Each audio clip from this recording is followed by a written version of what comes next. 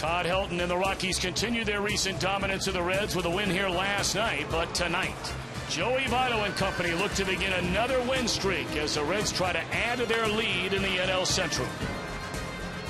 And we welcome you along the banks of the Ohio to downtown Cincinnati and Great American Ballpark.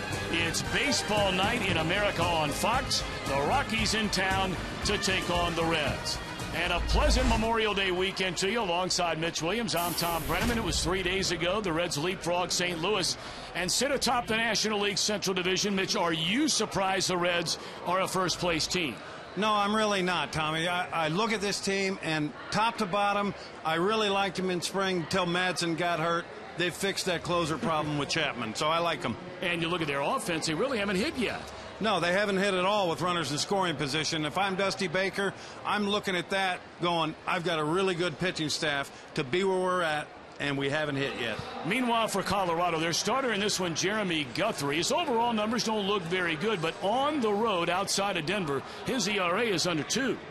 Well, I think Jeremy Guthrie on the road has a tendency to be more aggressive and attack hitters, where the stadium in Colorado has a tendency to make you kind of nibble. On the road, I look for him tonight to be aggressive and go after this lineup. He'll be opposed by the young right-hander of the Reds, Mike Leake. Joey Votto and company had a 6-game win streak come to an end here last night. You go back to mid-April, the Reds have the best record in all the National League. Colorado slowed them down last night. What about tonight? First pitch next on Fox.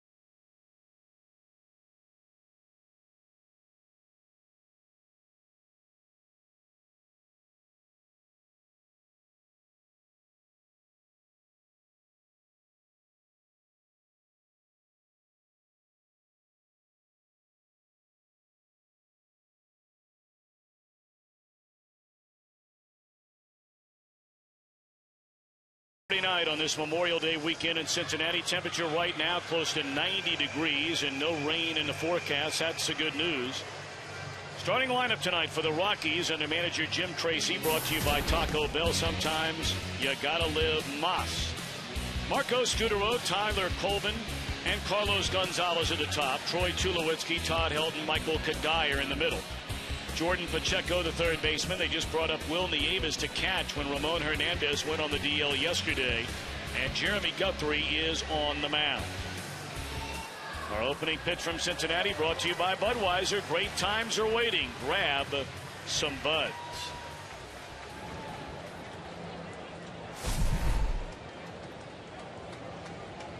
Big crowd on hand for this 7:15 Eastern Time start, and Mike Leake set to go against Marco Studero at strike one. And this one is underway. Luke had a terrible month of April, and he's coming on strong here in the month of May. Leake coming off his best outing of his season, in fact, 5 days ago, when 8 innings, allowed 3 hits and gave up 1 run over Atlanta. And hit a bomb. 1-1 to Studero. In the air, left center field. The ball travels very well in this ballpark, and that will be off the wall. Studero making a turn, and he will slide into third safely with a leadoff triple. Looking right into the sun was Chris Heisey, going back up against the wall in left field, and you see his sunglasses are still sitting on the top of his cap.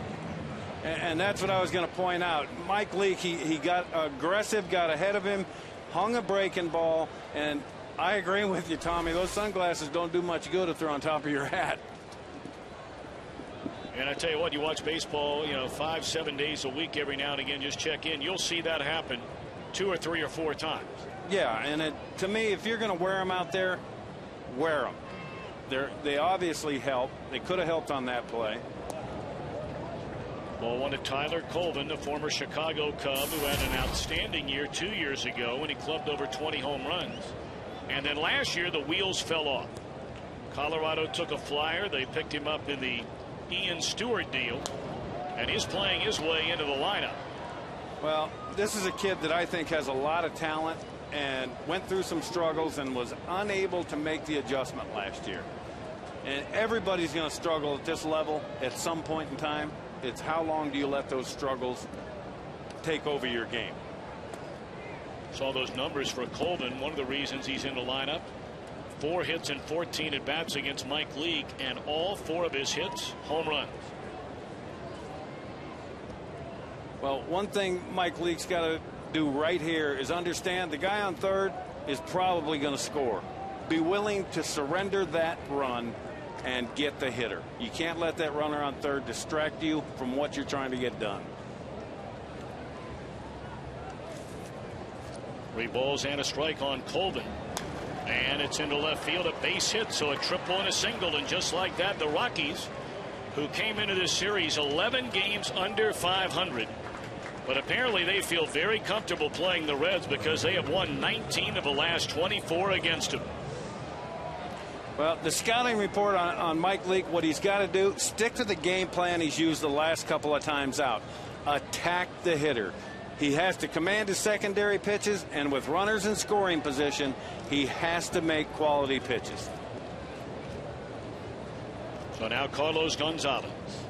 2 years ago was a 3-horse race for the National League's most valuable player. Carlos Gonzalez, along with Albert Pujols and the Reds' Joey Votto. Of course, Votto won the award. Gonzalez showed up heavy to spring training last year, and by the time he overcame some early injuries, wound up knocking in nearly 100, but not nearly the player he was the season before. Is in very good shape this year, and he's hitting on all strides right now. Double play ball here. Phillips, Cozart, they turn.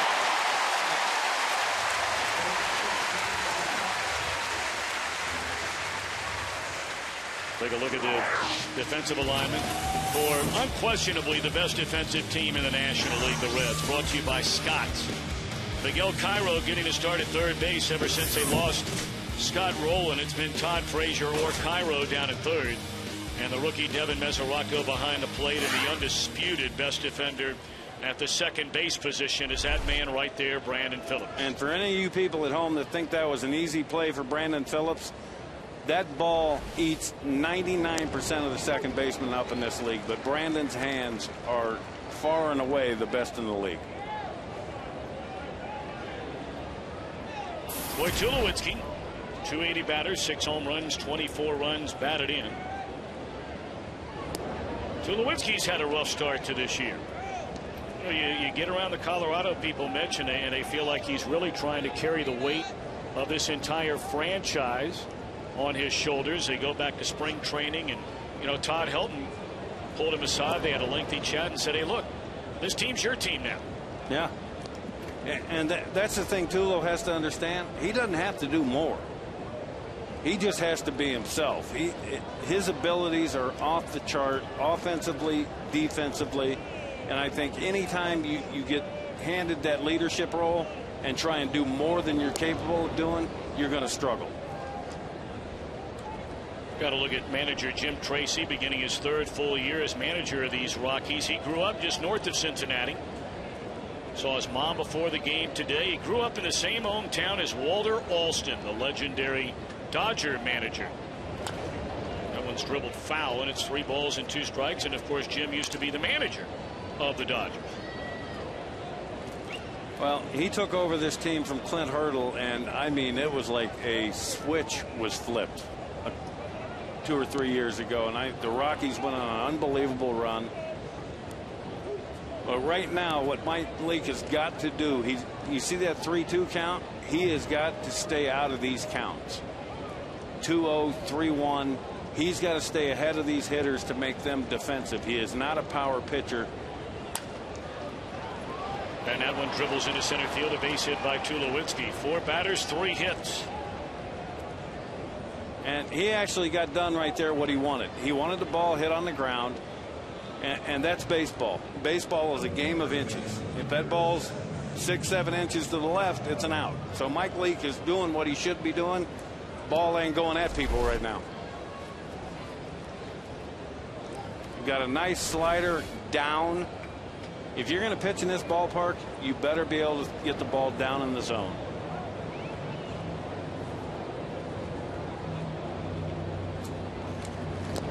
Now Todd Helton, he knocked in 3 runs in a Colorado win here last night, including a 2-run home run to get him on the board in the 2nd inning against Red starter and loser Johnny Cueto.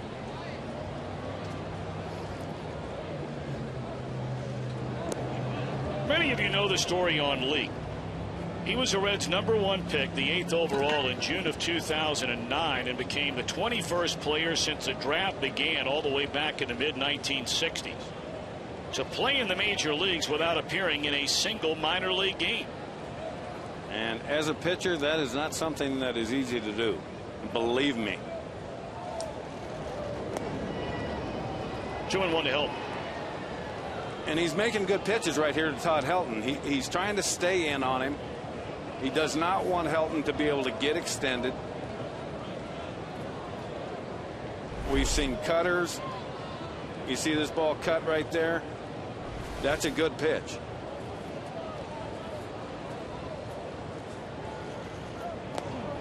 That's on the inside corner. That's a good pitch. Yeah, that's the same pitch basically. 3 inches in difference. That's all that is. You look at this ball, it's going to start in the middle of the plate and just cut right over the inner third. Outstanding pitch right there. Now, if I'm Helton, I'm sitting on something in, thinking he's going to keep coming back in. They're going to go away.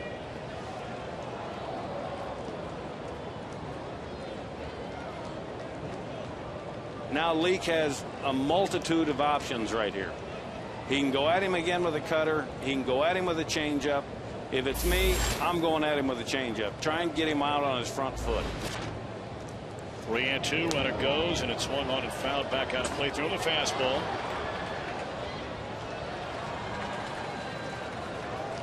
And with that pitch, he changed Helton's eyes. That ball's up. If you live down, down, down, you're going to get hit.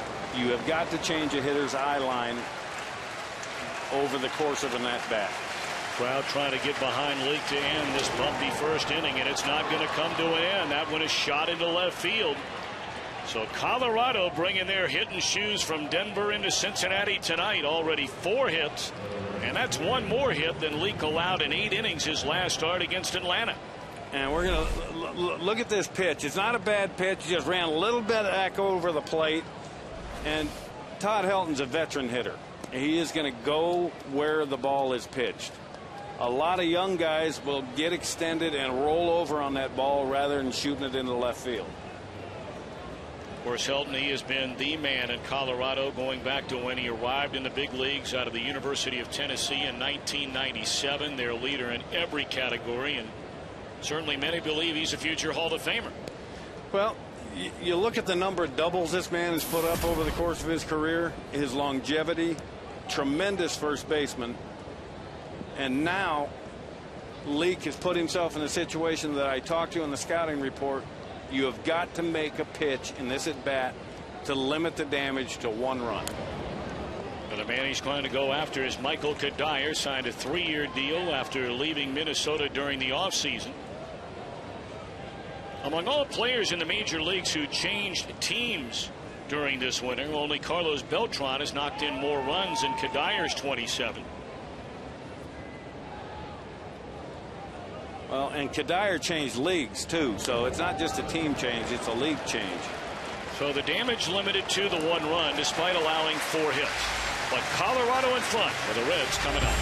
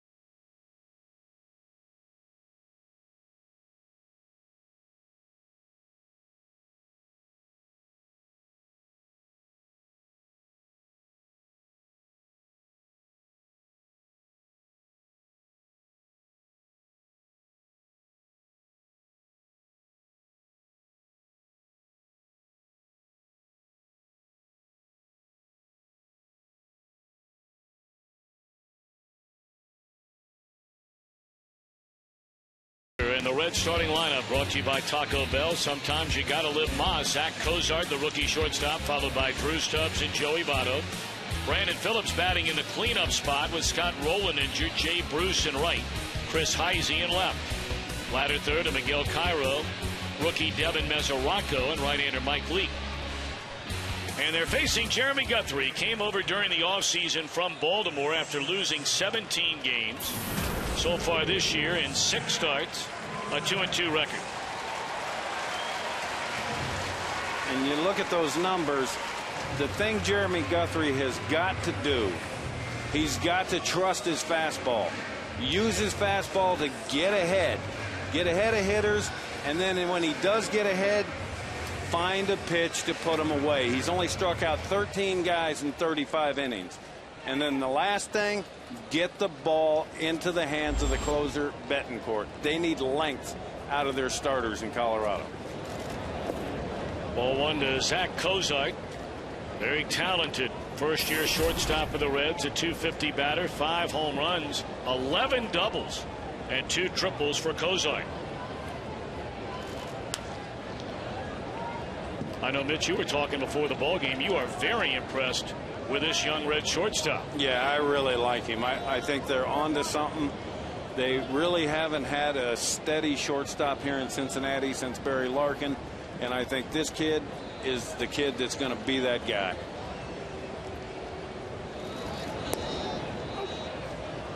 One and 2 the count. We brought up earlier Guthrie. The numbers are ugly at home. I mean, his ERA pitching at Coors Field is almost 10 runs per 9 innings. But you get him out of there in 3 road starts. He's pitched 19 in the 3rd innings and only allowed 4 runs.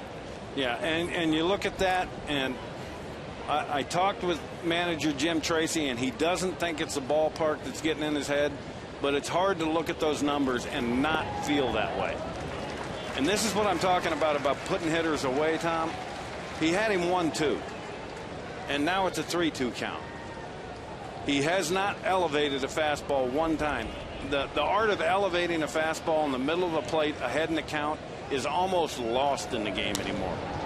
Roller down to third, and Pacheco fields and throws it into the stand.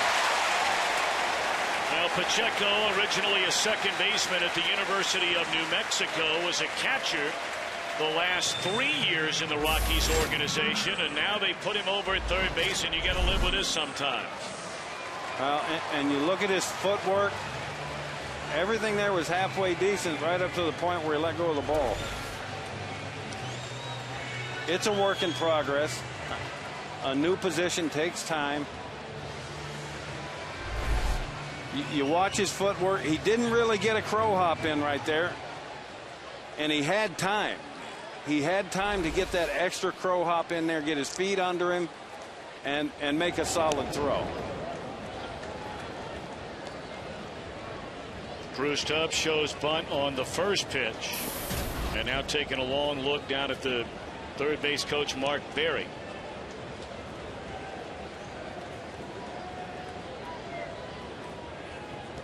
Colorado with a 1-0 lead, and the Reds trying to answer here in the last of the first inning. No sign of a bunt there, and that's a strike.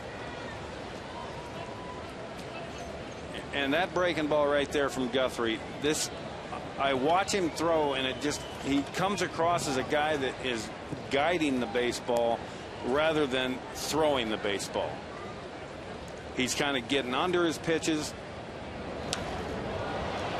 Straight up into the air, and this will clearly not advance the runner second to third, and Pacheco able to hang with it, and that's the first out here in the inning. Let's take a look at Colorado defensively. Brought to you by Scott's, a third worst fielding team in the National League. Gonzalez, Colvin, Kadire, left, center, and right.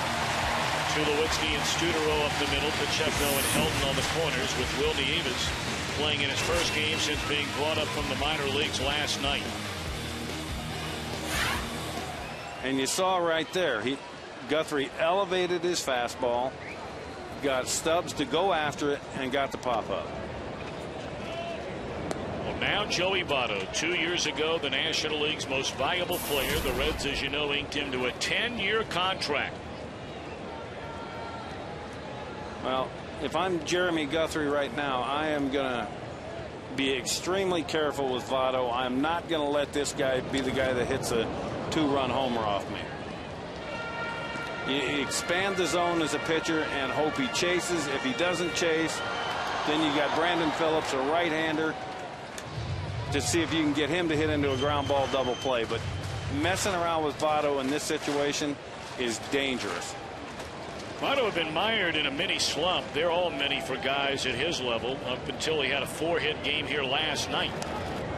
But really, to illustrate something we touched upon briefly, and we'll get more into it as the game goes on, this Reds team, Votto included, has really not hit at all, especially when they get runners in scoring position like they have right now. Yeah, and that's the sad part. You look at it, the numbers are unbelievable. They're 29th in Major League Baseball hitting with runners in scoring position. Now, to give you an idea of how bad it really is outside of one guy, Votto is batting .353 with runners in scoring position. .353. The team batting average, there you have it, 197. So imagine how bad it is for everybody else when you got .353 waiting on the other side. Now, where he should go right now, Guthrie should be looking right up here, right in this area. Oh, the appeal, and down to third, Paul Emmel rings him up. Or he could go down and in.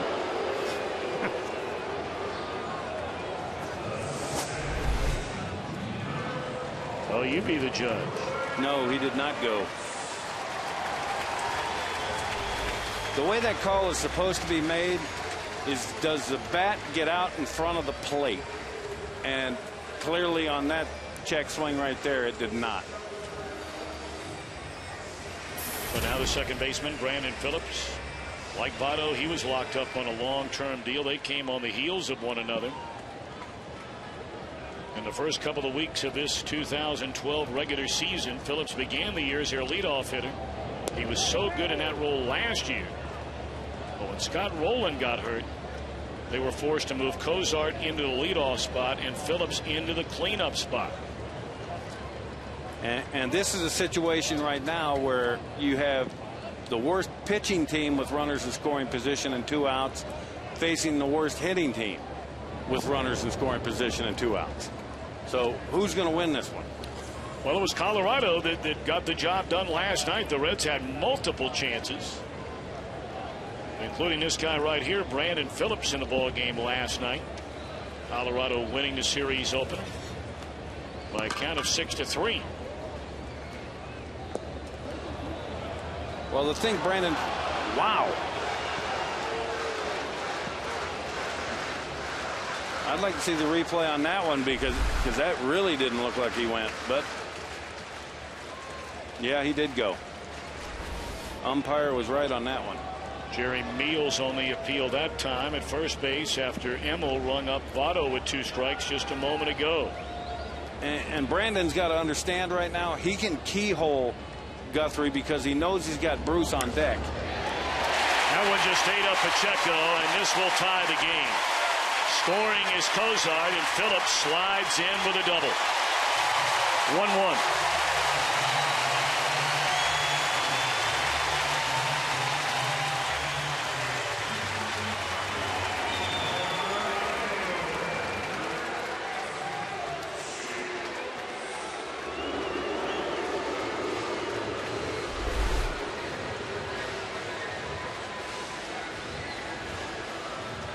And you look at that, I understand what Guthrie's doing. You got to go after Phillips because you got Jay Bruce, that a powerful left-hander sitting on deck. Well, it is a slumping left-handed batter right now. Jay Bruce, you look at all the players in Major League Baseball, 26 years young or younger. He has more home runs than any of them, 100. And when he gets hot, I don't know if there's another player in the game that can be hotter.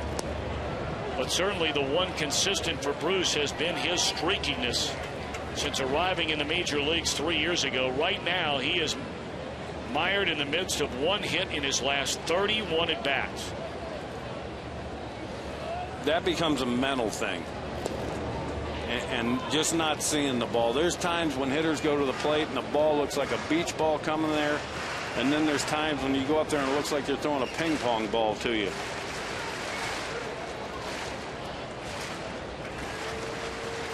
Go ahead, run out there at second. We're in the bottom of the first inning. And it's rolled over foul to even account to Jay Bruce. And that's really all Jay can do with that pitch right there is pull it foul.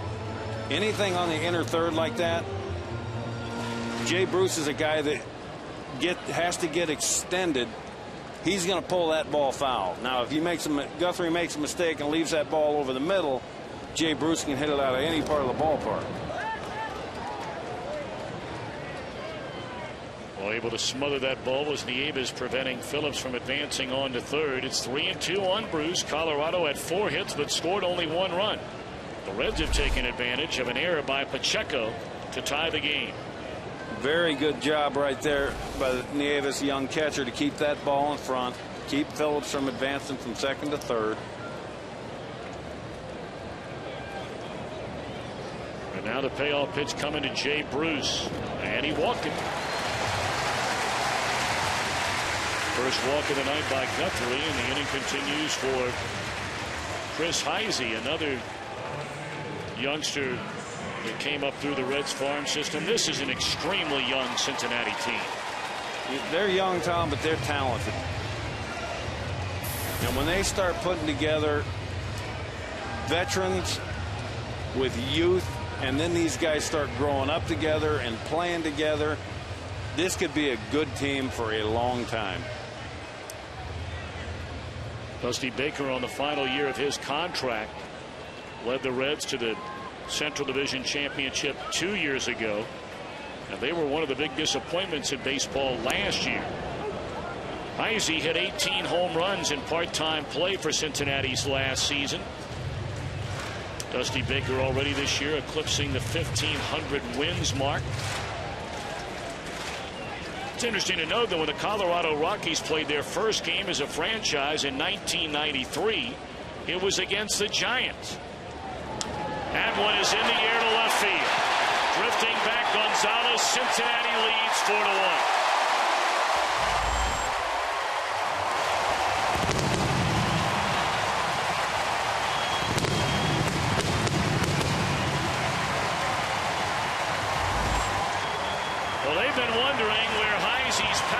Gone after hitting the 18 home runs last year.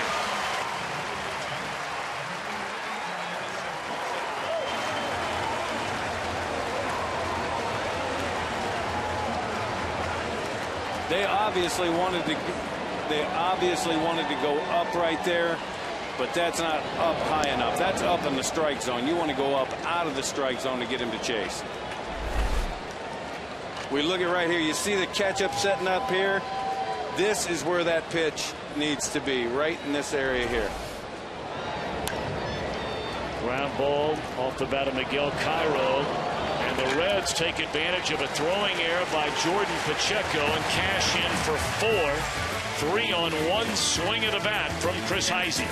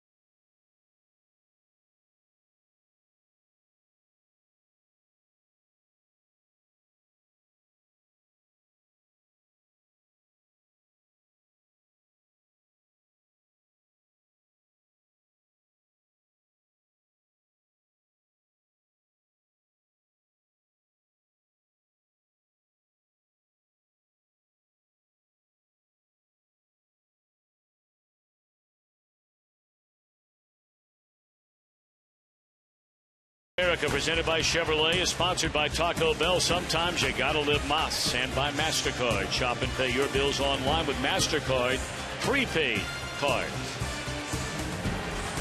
Big crowd, holiday weekend. Glad to have you with us from Great American Ballpark in Cincinnati. Mike Leake allowed 4 hits and only 1 run in the top of the first. His offense, for the first time in a long time, came up with a pair of big hits with 2 outs in an inning to score 4. And that's where we sit as we begin the second inning. Latter third in the order. Pacheco looks at a strike.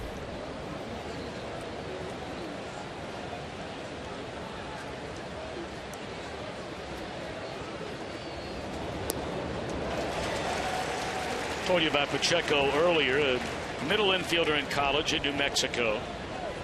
A catcher for 3 years in the Rockies farm system, but they like his bat so much they thought, you know what, we don't want him splitting time behind the plate. We like that bat in the lineup. Thus, the move to third base, and right now riding the tide of a 10-game hitting streak. And this at-bat Leake has done a good job of getting ahead, Now you got a defensive hitter at the plate. He can do whatever he wants with it.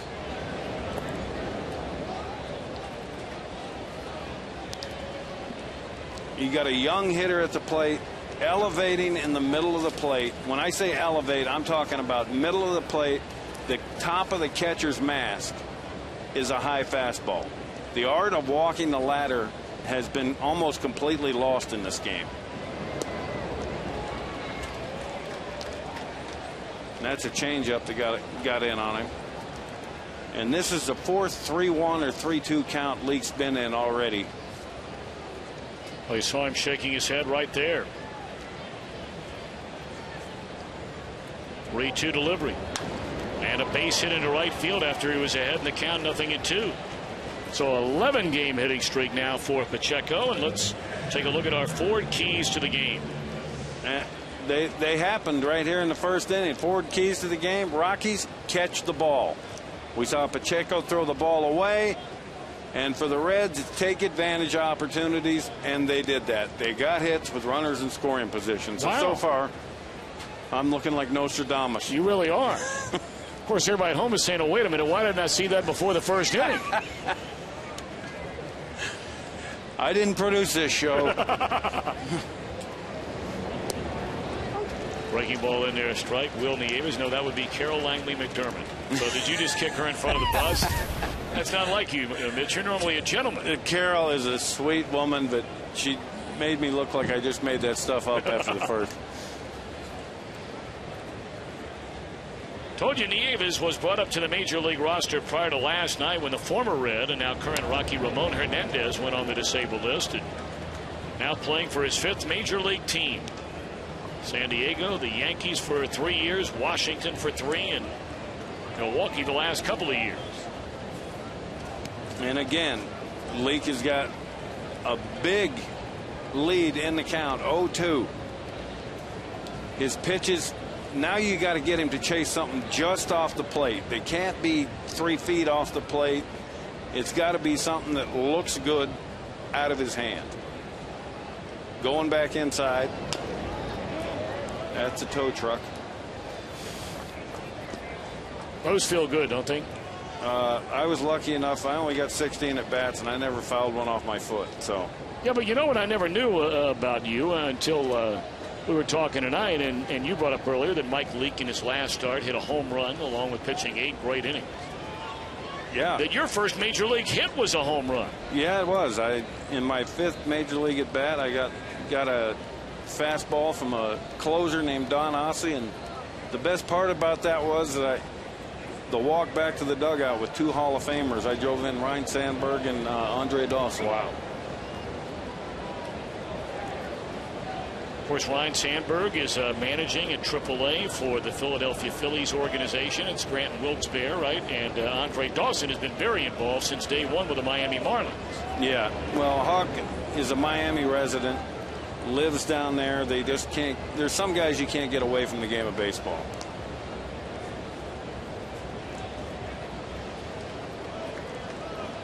And I honestly believe that when Charlie Manuel is done managing the Phillies, that Ryan Sandberg will be the next manager. Do you really? I really do.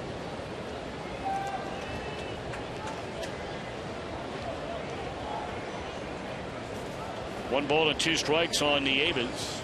Leadoff man aboard, and a breaking ball is swung on and missed. First strikeout of the night. That's the first curveball we've seen from Leake. And it comes at a good time. He's throwing them nothing but fastballs, cutters, and changeups. Good time to bust out that curveball. Well, Jeremy Guthrie is no Mitch Williams swinging at bat. Hadn't had a hit so far this year in 11 trips, 2 for 34 in his career. What were you out of 16 at bats? I was 3 for 16. I believe I was a triple shy of the cycle in my career. But I did have 4 RBIs. Nice.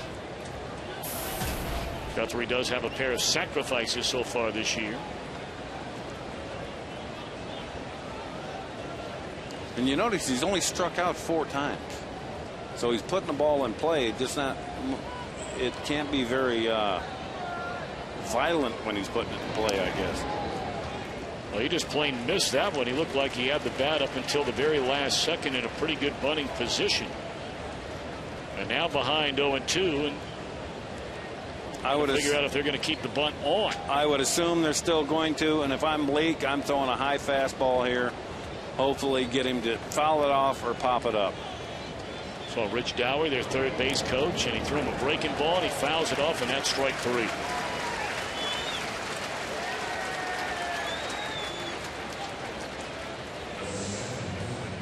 Well, we'd like to invite you to follow us on Twitter and Facebook for an interactive all-access pass to MLB on Fox this summer. Get a behind-the-scenes look at the broadcast as well as up-to-date news from around the league. Twitter at MLB on Fox, and on Facebook at www.facebook.com/Fox Sports. Facebook's been in the news a time or two during this last week or so. You a big buyer, were you, Mitch, on that IPO? No, I don't even know what you're talking about, buddy. Okay, good enough. You're talking to a hillbilly. Well, I know a lot of hillbillies that have a lot of money.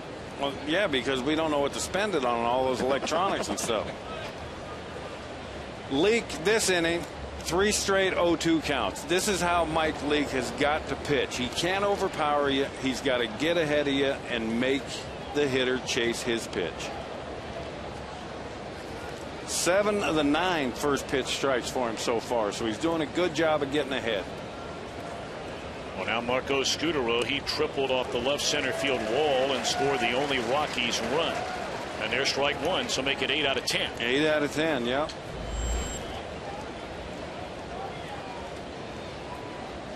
If you don't possess a 95-mile-an-hour fastball, you have to get ahead. Because if you get forced into the strike zone at 89 to 92, that's just hitting speed. Scutaro would probably like to have that one back. This is 4th straight 0-2 count.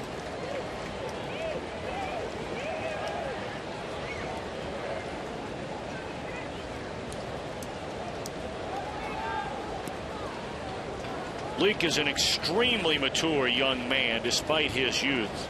Told you earlier, he went from Arizona State University right into the major leagues. They had to keep an eye on his innings in each of the last 2 years.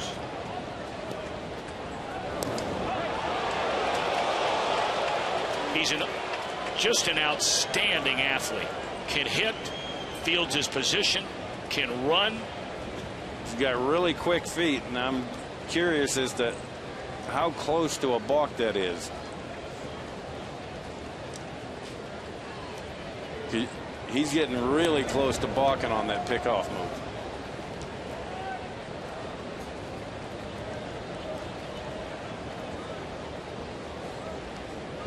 Many that follow the Reds, most notably the manager Dusty Baker, were just stunned the way this season began for Leake, how poorly he had pitched. As a number 5 starter in their rotation. Oh, that one got a piece of Leake. It goes to Cozart, and everybody's safe. Where did it get him? I think right on the thigh. He ain't going to show that hitter it hurt.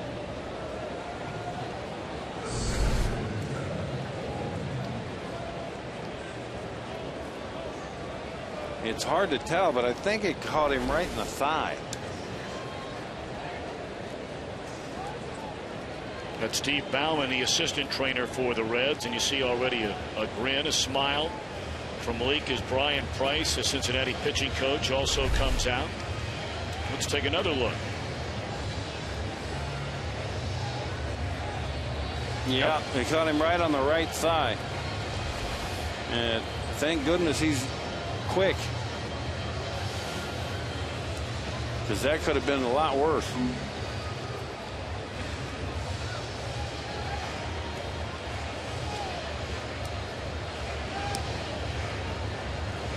The good news is it's his post leg. If it was his landing leg, that could have it over the course of the next few innings. It could stiffen up on him and be a problem. But since it's his post leg, I don't think it should be a problem. Well, Leake has faced 10 batters in a game. He has given up 6 hits, but only 1 run. And just like you were talking with Dusty Baker before the game today, those guys like Leake who are ground ball pitchers, man, you find a way to get that double play ball, and what a friend indeed. Oh, absolutely. Yeah, you give up 4 hits in an inning, only give up a run, you got to feel pretty good about yourself. All right, now Tyler Colvin. He knocked in the only Colorado run with a single into left field in the opening inning. Rockies a 2-out, 2-on situation, trailing by 3 in inning number 2. 0-1. And I would expect Leake. This is the first hitter he's fallen behind this inning, and I would expect it because Colvin's got 5 hits off him, and 4 of them are homers. So he's going to be a little careful here. Hopefully get Colvin to chase something out of the zone.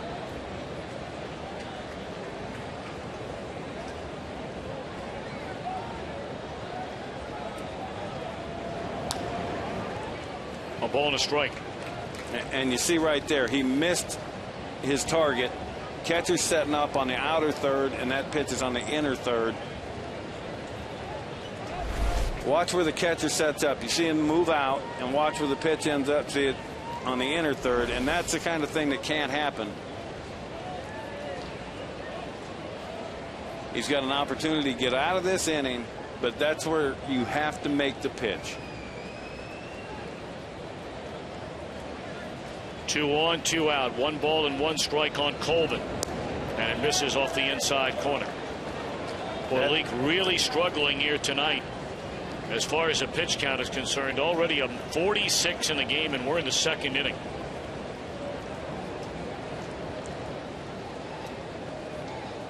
Well, you got to believe this is a man he knows he has to come after, because Carlos Gonzalez is standing in the on-deck circle. Well, he's thrown him everything hard. Everything has been hard to him. Whether it's been, you look here at the pitches, 17 balls, 30 strikes, and we're an inning and 2/3 into this. He's going to have to be a little more economical with his pitches. But this is where I'm going back to that overhand curveball. He's only thrown it once. So bust it out again right here. Keep it down. He can actually bounce it and get him to chase it. But anything hard, Colvin's obviously on.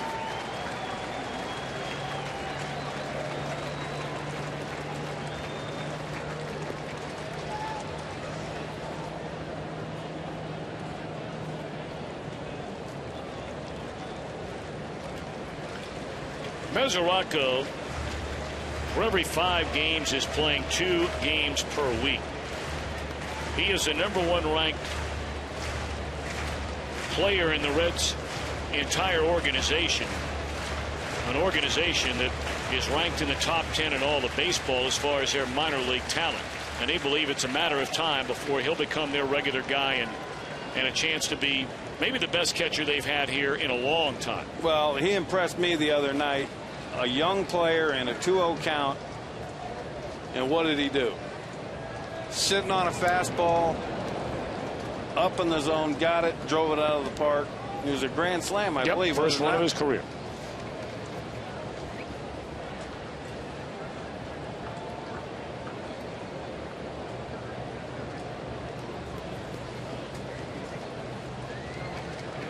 Quite a battle here, Leake against Colvin. Throw him the breaking ball, Mike.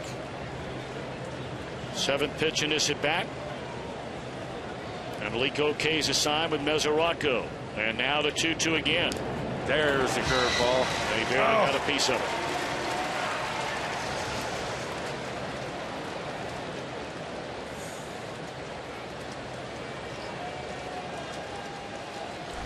I thought Mesoraco held on to that ball. Tricked me.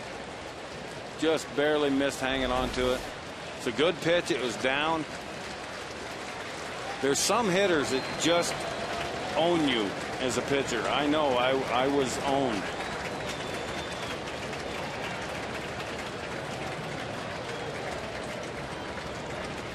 Two on, 2 out. And again a 2-2 pitch. And a breaking ball misses down and in, so the count is full and the runners get started.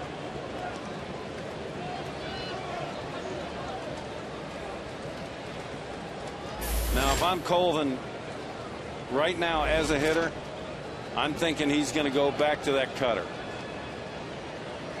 So if I'm Leake, I'm going soft. Change up, curveball, something on the outer third down. They're going in. 3-2 pitch, and it's swung on and fouled back out of play. Quite an at bat here. Yeah, and they are getting his pitch count up, aren't they, Tommy? Well, they sure are. It's a 9th pitch coming up in this at bat, and Leake already up over 50 pitches in the game. 51 to be exact. And these are the at-bats that they call stress at-bats. This is where pitching coaches look at it and go, well, this is a stressful inning. This is why we're not going to send him back out there for the 6th, the 7th.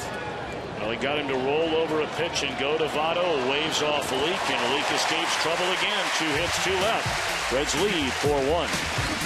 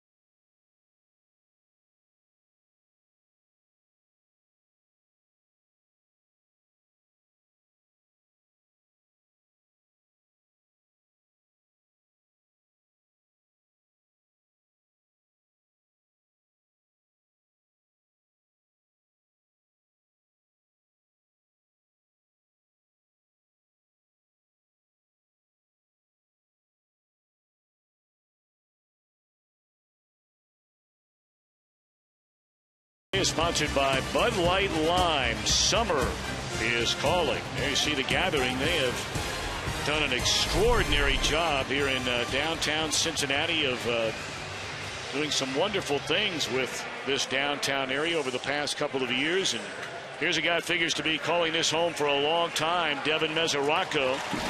Here's what Mitch was talking about a moment ago. Game on the line. Grand slam as part of that 4-game series sweep to begin this homestand against the Atlanta Braves. First career grand slam for Mesoraco. So many times you see young hitters that have put themselves in cripple counts, 2-0, 3-1, and will swing at a pitcher's pitch. In that situation, Mesoraco was looking in one zone, got it, and didn't miss it. Punxsutawney, Pennsylvania. That's a hometown of Devin Mesoraco, and yes, the groundhog. The groundhog. We asked him, did you go to that every single year? He said, I saw it one time. Well, I don't know that I'd get up out of bed to go watch it either. Grounded foul. He said, you have to live there to believe it. He said, it's the quietest place you would ever want to grow up. And then 2 days before, Phil's going to come out and we're going to know if spring's going to, come early or winter's going to hang around. And then all of a sudden after that happens, everybody's gone again. I don't know what the big deal is. I see them all over the golf courses up in New Jersey. Well, you're not all that far then from Punxsutawney, are you? Well, you're a little bit away. It's closer to Pittsburgh than Philadelphia. Yeah. I'm not exactly sure where in Pennsylvania that is. I have not made the trek to meet Phil. I think you ought to look into doing that next spring. 2-2 pitch. And it swung on and fouled away. Reds with a 4-1 lead, batting in the bottom of the 2nd inning. many in this ballpark keeping an eye on that Philadelphia-St. Louis game. Phillies have taken a 1-0 lead over the Cardinals. They're already in the 4th inning. And the Reds have a half-game lead over St. Louis in the Central going into play tonight. And you just saw Mesoraco go after a fastball up. Now, if he comes up again with a fastball right in that area, that would be a good one. He went down again. Both these pitchers are working deep counts. I don't see either one of them being around for the 7th inning.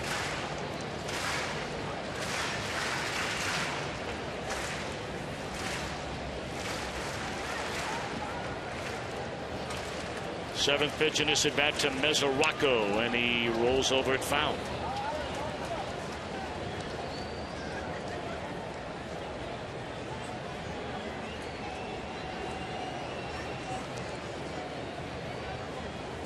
And this speaks to my point about being able to put hitters away. Jeremy Guthrie has had a really hard time of doing that.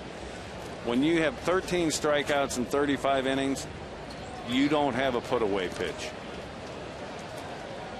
3-2 again to Mesoraco, and he fooled him badly there. Second strikeout of the night. Let's check in with our buddy Matt Vasgersian for a DirecTV game break.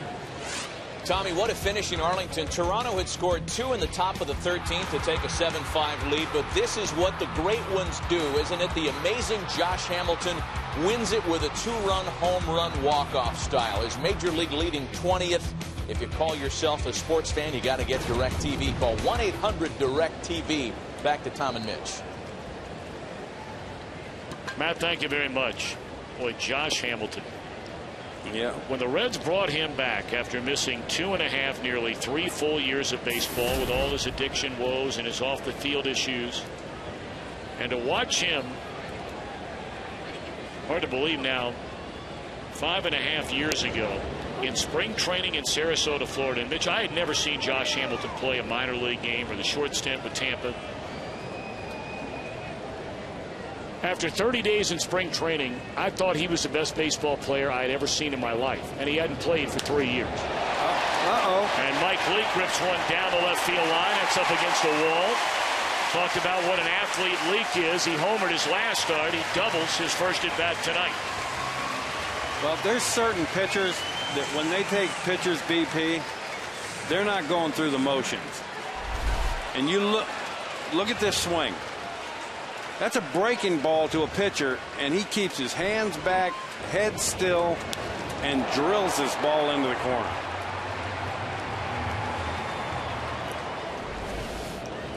Leake now has 6 hits and 16 at bats.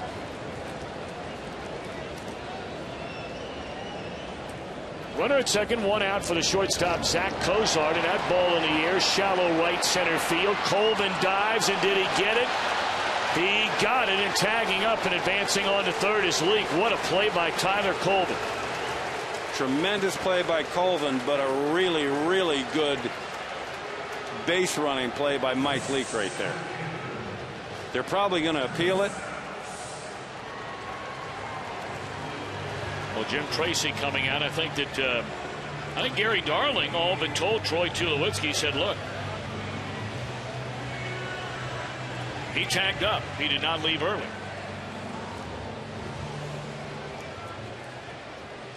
Gary Darling is the crew chief tonight. Well, we're going to watch Leake get off. He sees the balls in the air. He gets back. I think he realizes Colvin's going to have to dive. Oh, yeah, he definitely tagged up. He's on the bag when he's on the ground. That's a really good job of base running by a pitcher right there.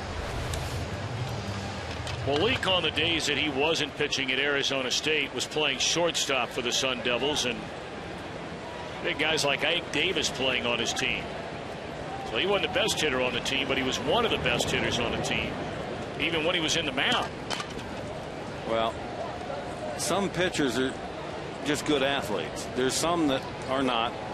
I mean, they say all pitchers are non-athletes, and I disagree with that, because I've seen some really good hitting pitchers. Little number out in front of the plate, and Guthrie throws out Stubbs to retire the side. When we come back, Rockies will bat trailing 4-1, and Bronson Arroyo will join us from the Cincinnati dugout. He's off to a good start this year.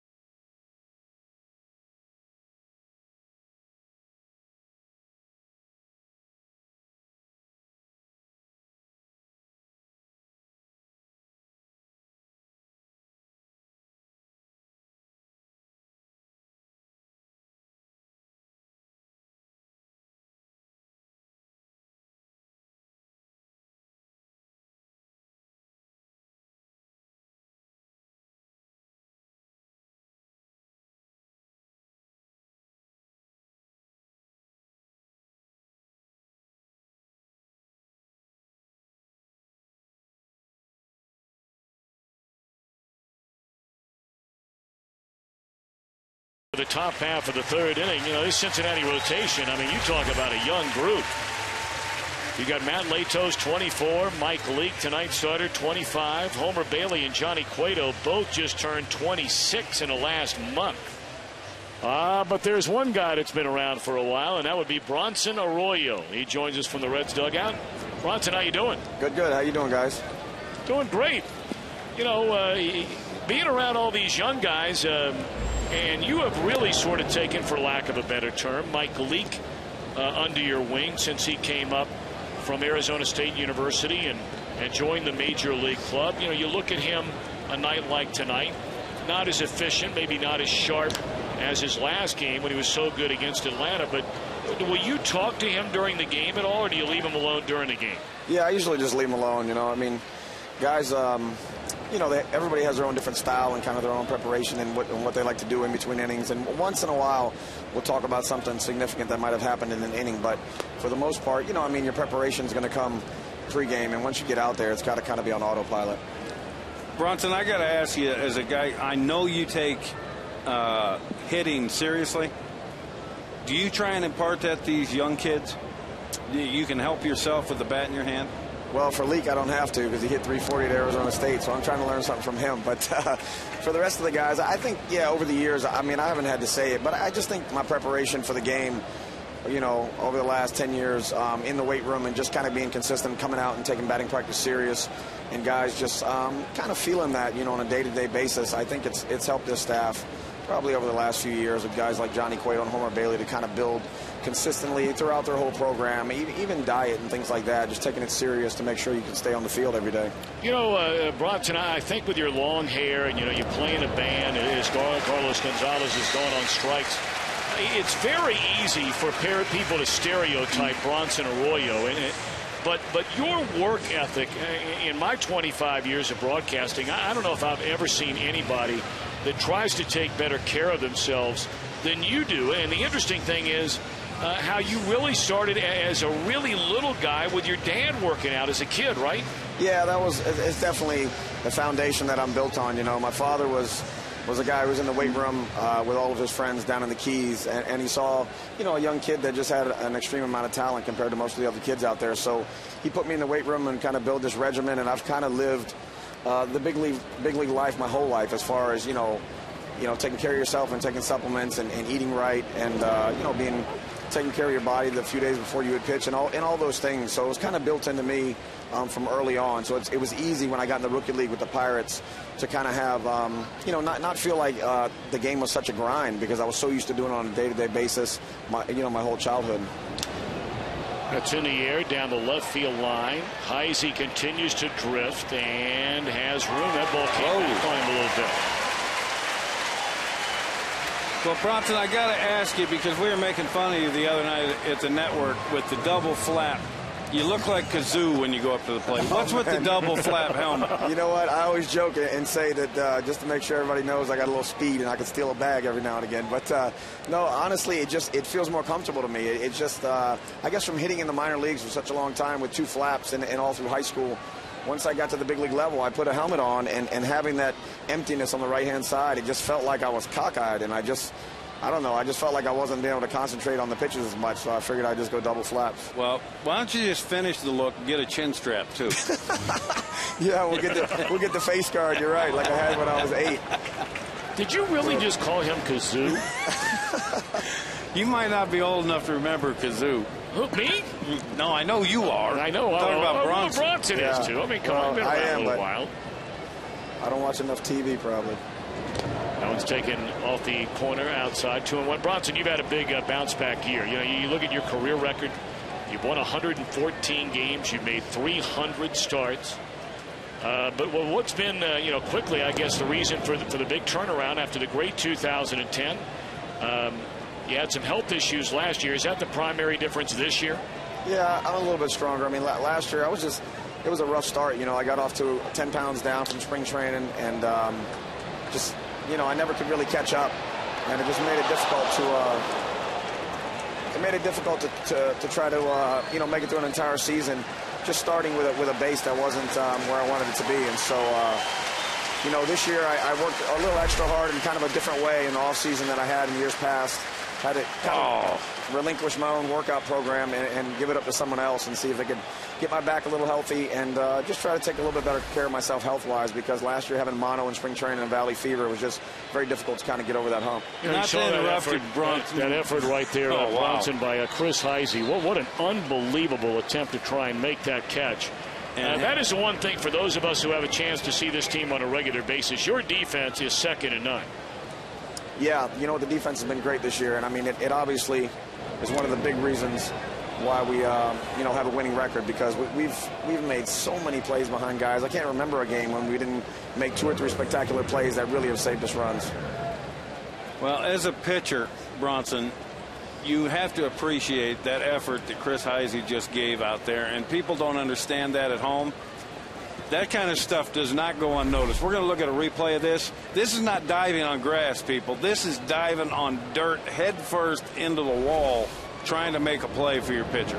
Yeah, no doubt about it. I mean, that's I mean, it goes unnoticed, I think, sometimes how hard the position player is playing in and day out with bruises and getting hit by balls at the plate and sliding into walls like that. And I mean, these guys, you know, they come out every day and strap it on and play. And being a starting pitcher, you know, I try to appreciate that, but it's tough because I haven't had to do that in a long time.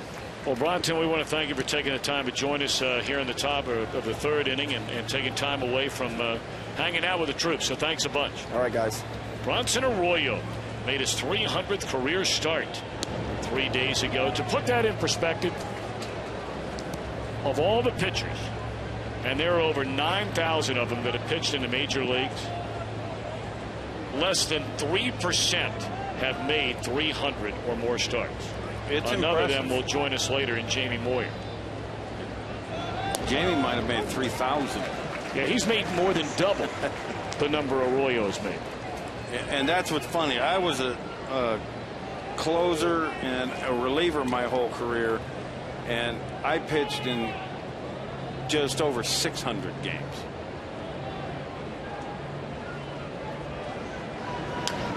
Kadire slams it off his foot. So after retiring Gonzalez and Tulowitzki rather easily to begin the inning, it looked like Leake would have a quick time of it. But he walked Helton and now is 2-2 on Michael Kadire, pitching with a 3-run lead in the third inning. And again, this is where he's got to make a pitch and leave that runner stranded with 2 outs out there and make this 3-run lead stand up for another inning. Michael Kadire is a baseball player.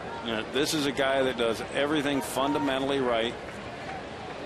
He's not going to look to try and leave the yard right here. He's going to go with the pitch wherever it's at.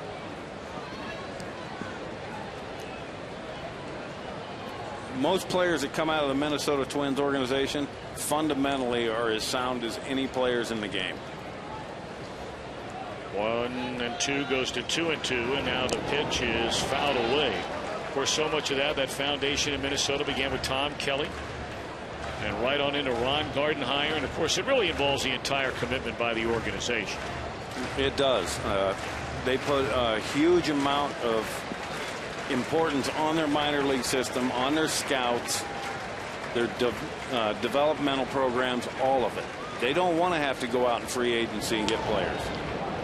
Cairo plants, and the throw is in the dirt. It gets by Votto, and the runner's going to try and score, and he is out from me to you.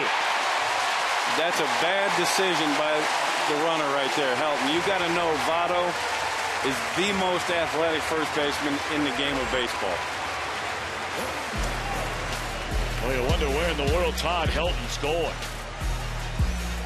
Yeah.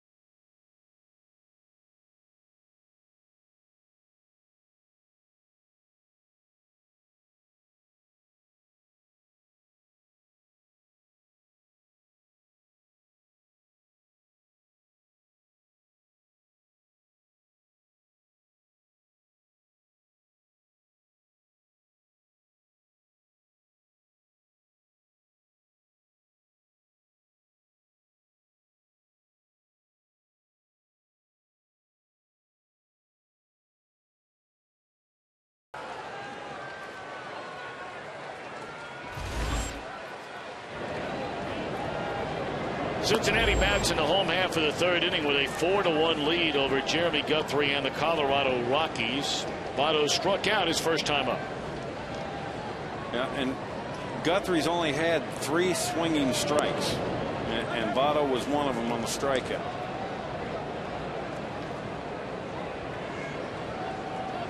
Votto, Canadian born. Second round draft choice of the Reds, came up through their minor league system. And once he took over at first base, they've never looked back. He does things at first base. Like I said, Mark Teixeira might be the best first baseman in the game. Teixeira may have come up with that throw, But had it gotten by him, he would not have made the play that Joey Votto just made. That's the one area of his game that he takes such tremendous pride in, the fact that many felt like that was a weak link in his game. Defense. Well, he won the Gold Glove a season ago in the National League. And that ball is stung into right center field. And this will be his National League leading 20th double of the season. You cannot lead balls out over the middle of the plate to him and expect him not to get smoked. Let's go back to that play you just referred to, Mitch, for the final out. Cairo does a good job, gets his feet under and just makes a bad throw. Votto sees it get by. Watch him check to see if the runner's going. Spins, makes a good throw, and now watch Mesoraco. You think Helton has any chance to get into the plate? No. None. That is a large human with that gear on behind the plate. Joey Votto is just a tremendous athlete. What makes him so special to me is his throwing ability. He's very accurate. And you talk about how athletic he is. He might be the most aggressive first baseman I've ever seen play in my life. He goes after balls, and the play that's so hard to make, the 1 to 6 to 3 double play, he makes it look simple.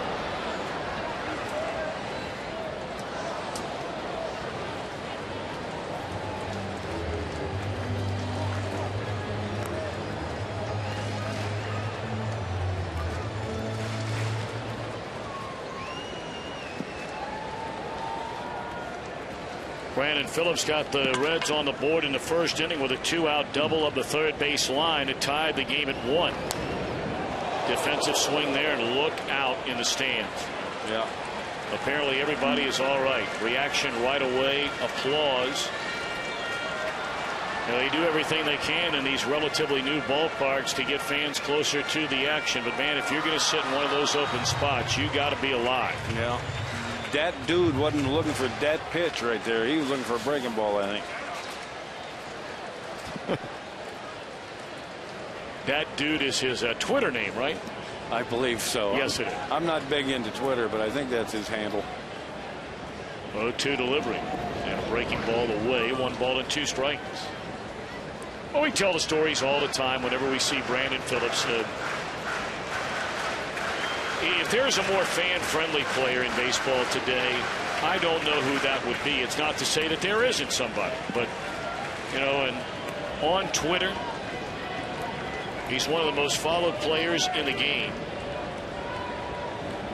Well, and he's giving away the best prizes. I mean, he'll do things like last season, he'll throw a question out there and say, okay, who can name me what number I wore on my high school football team?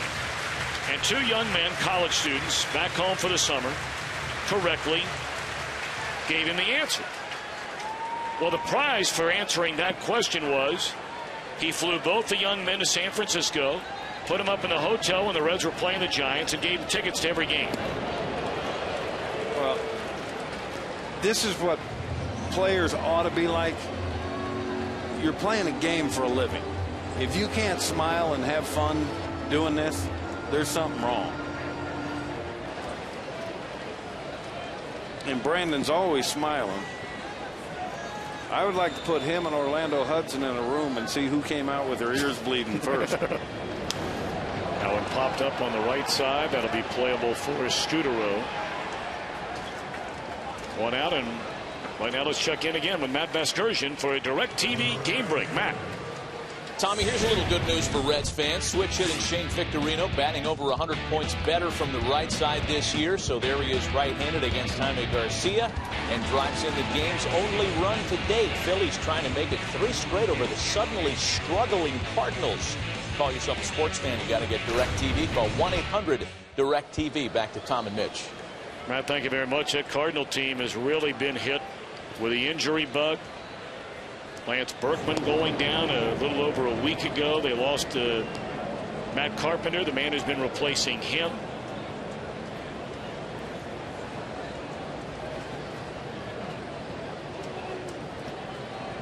Oh, and 1 to Jay Bruce. He walked his first time up. And you see right the standings right there. Cincinnati's holding a half-game lead over St. Louis. And much to my surprise, Houston 3 games out. And everybody thought they would be at the bottom of this division. That's hooked into right center field, and Jay Bruce, his first hit in his last 15 at bats. And this will score his buddy Votto, and the Reds lead 5-1.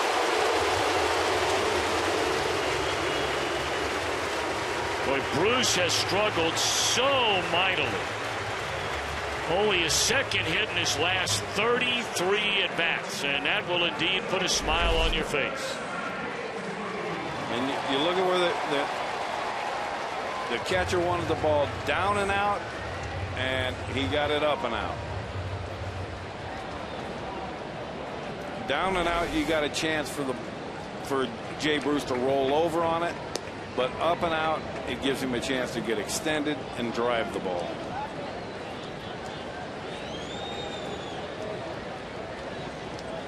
That's 3 hits now for the Reds in this game that have come with a runner in scoring position, and something you thought would be one of the forward keys to the game. Would they be able to turn an entire season trend around where they've hit 197 in those situations?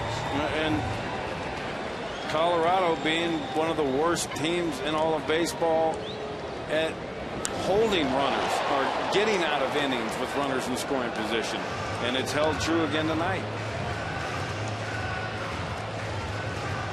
I mean, you know, you look at some of the numbers. The Reds, when they won 6 games in a row up until last night, they were batting .159 with runners in scoring position, yet still scored 27 runs. Did a lot of that via the home run ball. Tapper down to third. Pacheco not in time. That'll be an infield hit.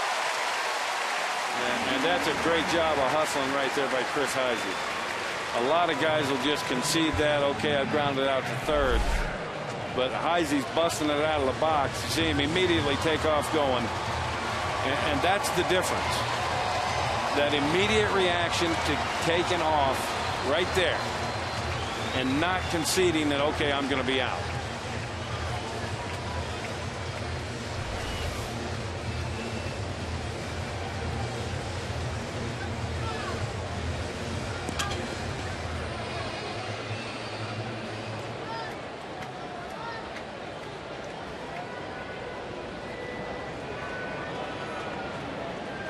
Two on, 1 in. Reds lead 5-1. We're only in the 3rd inning.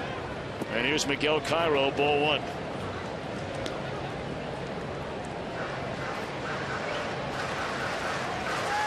I know Jeremy Guthrie, when he was with Baltimore, was considered the ace of that staff at one time. But watching him here tonight, it just doesn't look like he's long for this game.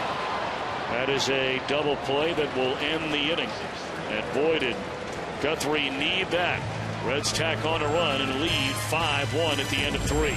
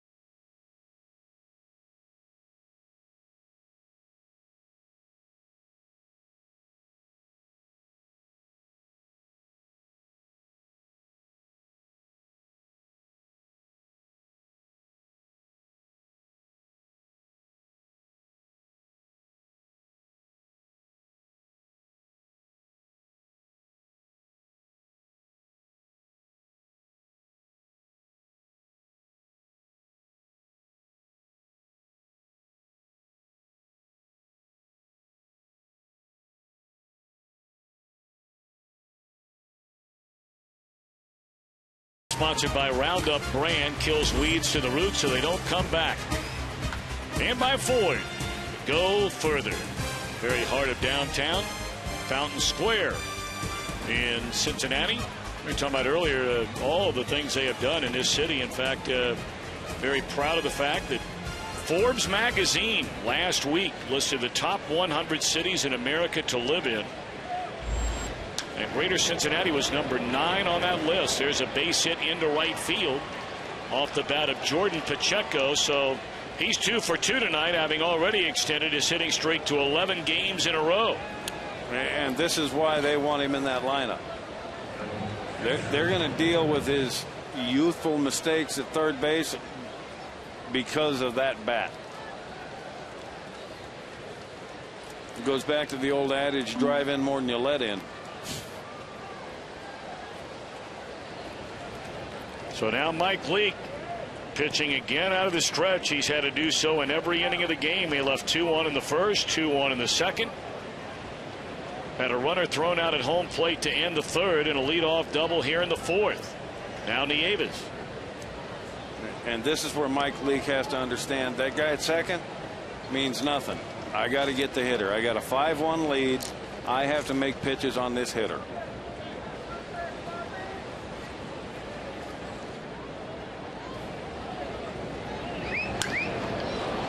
That ball is blasted into left center field, and this will bring in a Colorado run. So back-to-back doubles in the bottom part of the batting order, and it's a 3-run ball game.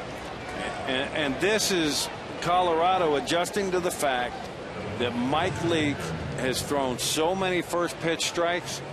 The Rockies are not going up there waiting and letting him get ahead of them. That's just a fastball, middle. Second and third time around the order, you've got to get ahead, but you got to get ahead with different kinds of pitches.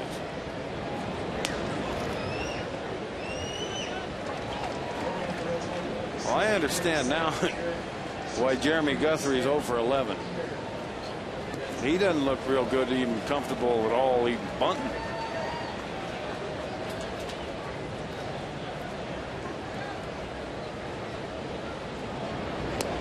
Breaking ball is high. 1-1 to Guthrie.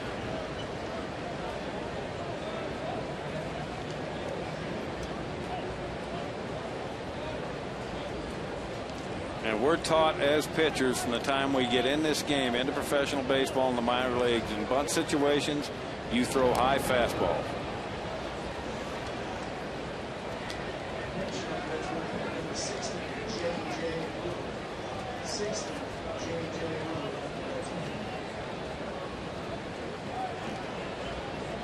And now they're put in a situation where the fact that Leake is such a good athlete, if they bunt Guthrie here, it could be a double play because Leake can move off the mound so well.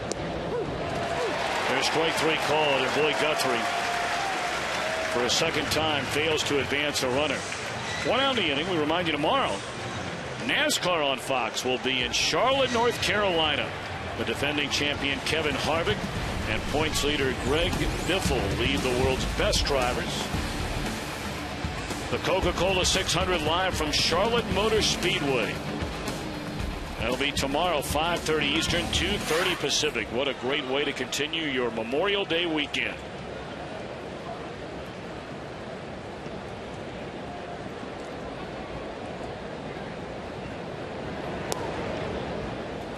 And there you see Leake go to the sinker, first pitch, not first strike.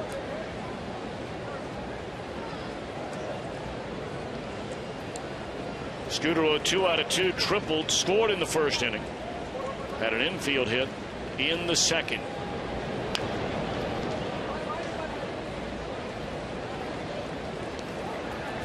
Scudero, a guy who had to, finally earn his way coming up through the minor leagues to reach the major leagues, and he's carved out a nice career for himself.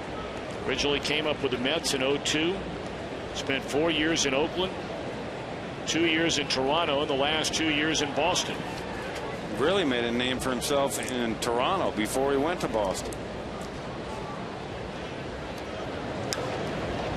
Jam shot fly ball to Heisey. 2 are out.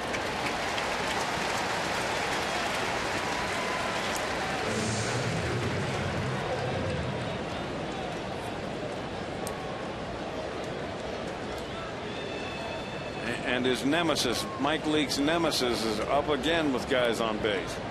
Tyler Colvin. So he's got to be smart here. Well, Colvin came in 4 out of 14 against Leake, and all 4 of the hits home runs. His first time up, he had a base hit to drive in a run in the first inning. And then Leake retired him after an extended at bat, stranding 2 on a ground ball to Votto an inning later.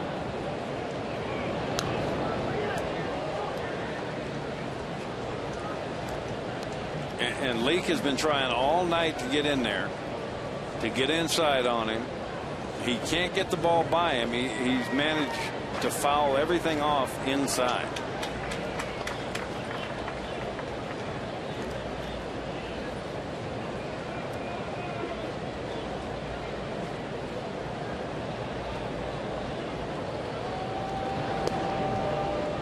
Again, he goes in there with another cutter.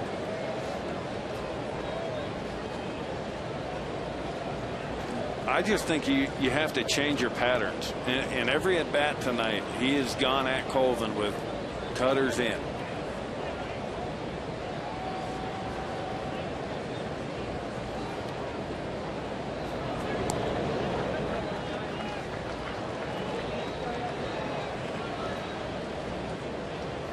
Well, Dusty Baker chatting with his pitching coach Brian Price. The Reds have action in their bullpen.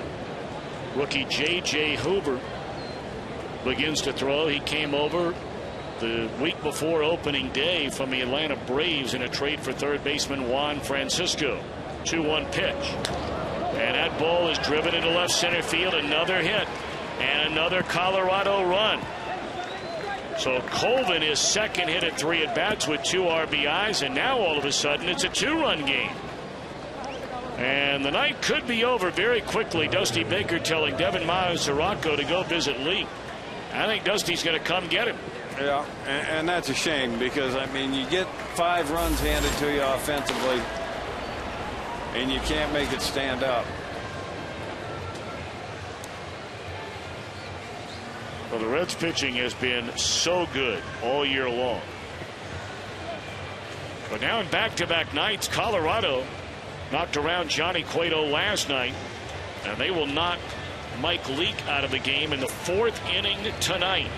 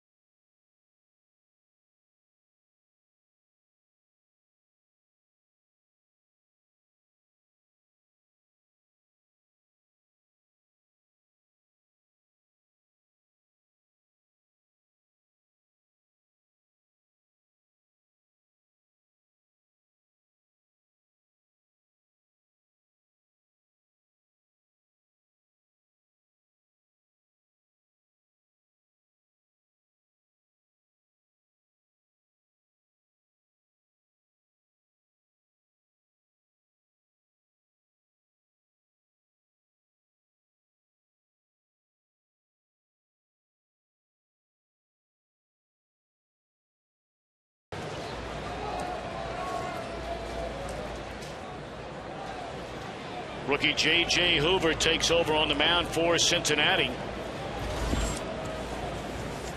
This Reds bullpen, #1 in the National League in virtually every major category there is.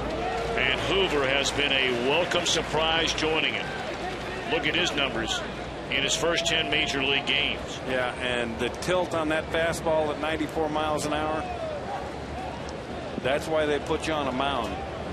So you're able to generate that downhill and create angles. Todd Frazier, as part of the double switch, takes over for Miguel Cairo at third, and there's 93 on the outside corner. 0-2 on Carlos Gonzalez.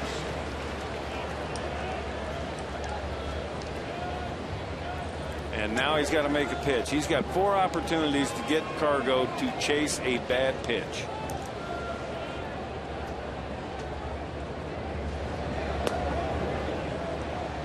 Now that right there, the catcher standing up, bothers me. I never understand. I know the hitter can feel that. I can throw a fastball up without you standing up and showing me where I need to throw it. I know the hitter can feel that. Stay down there. I'll make the pitch up. Try the breaking ball. Now it's 2-2. Ugly numbers for Mike Leake tonight. 9 hits in 3 2/3 innings. Yeah, it could have been a whole lot worse run wise. I mean, you scatter 9 hits in 3 2/3 and only give up 3 runs. You're pretty fortunate. Came back with a fastball again, down and away to Gonzalez. You know, you look at the Reds bullpen, and Mitch, you began to touch on it at the beginning of the telecast. When spring training began, Cincinnati believed it had assembled not the best bullpen in the Central and not the best bullpen in the National League. They thought they had assembled the best bullpen in Major League Baseball. They brought in Sean Marshall, who's been the best left-handed setup pitcher in the National League for 3 years. They signed Ryan Madson to be their new closer from Philadelphia. And then you got Chapman down there that they wanted to start. I disagree with a lot of different people on these kinds of things. Neftali Feliz, I don't believe should have ever become a starter. I don't believe Chapman should become a starter. I want him to affect as many games as possible, and you're seeing what this kid Chapman now at the end of games is capable of doing. And you're right, this bullpen, Sean Marshall is comfortable in the 8th inning. And now Dusty Baker has that ability to leave him in the 8th inning now where he's comfortable, because Chapman has proven so far that the 9th inning does not intimidate him. They've had all the injuries in that bullpen, starting with Madsen. He's never thrown a pitch. One swung on and fouled out of play again. Hoover keeps throwing strikes, and Gonzalez keeps fouling it off. Nick Massett, who's been one of the most effective and been one of the most durable right-handed setup men in baseball the last 4 years, has been out all year long. Bill Bray, another left-hander in their bullpen, has been out since the first week of the season. And then you got Andrusek, who's another one who's got great stuff. This guy right here has got a chance to be pretty good, Hoover. Well, that's what an elevated fastball will do for you.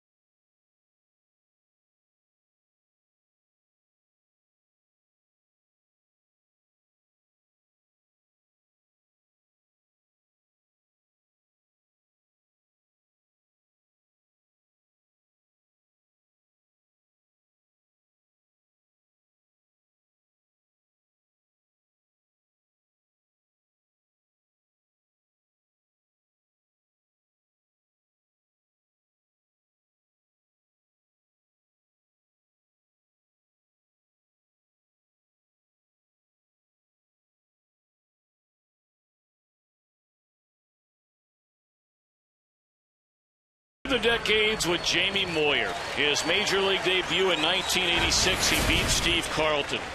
In the 1990s, established himself as one of the best in the American League with Seattle. On it went to 21 seasons in the next decade. And now here he is. He wears number 50. He's pitched in 50 different major league parks. And his next birthday, he will be 50 years old. Kind enough to join us from the Colorado dugout. He'll start the game here tomorrow. The ageless one. Jamie Moore, you know, you get a smirk on your face. I said to you, Jamie, it's amazing what you're doing. Do you ever feel like you can't believe you're still going? Not really. I look at this as my job, and you know, if I choose to, be here or not choose, if I earn that opportunity, I feel like regardless of my age or what I've done in my past, it really doesn't matter. I've still got to go out and compete. And Jamie, you're a huge testament to young kids about the art of pitching. It's not just about going out there and throwing the ball 100. You watch guys every night that are 95, 96 get beat all over the ballpark, and you go out there with a fastball that you couldn't get a speeding ticket in a school zone with and get big league hitters out. Well, it's something I've always had to do, and more power to those guys that throw hard. But from what I've seen over the years, those guys, there aren't a whole lot of those guys that last, have long careers. What are you trying to say, Jane?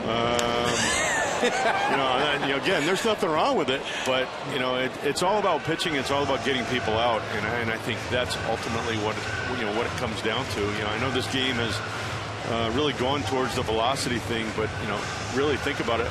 Think about the guys that really pitch, and it's kind of a lost art.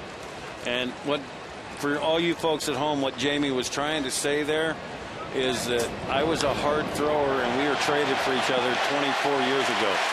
And that's a long home run by Devin Mesoraco, his second on this Cincinnati Homes team.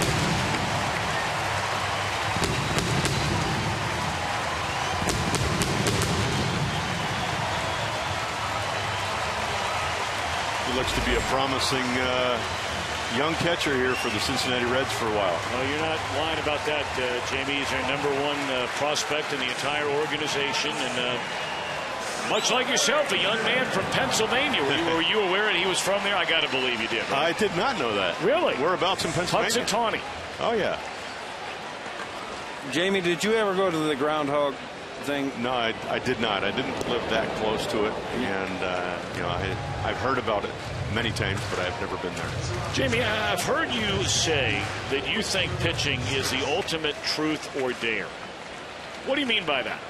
Well, you've got to take what you have, and you've got to try to make quality pitches, and that's what I try to tell some of these younger guys here on our staff.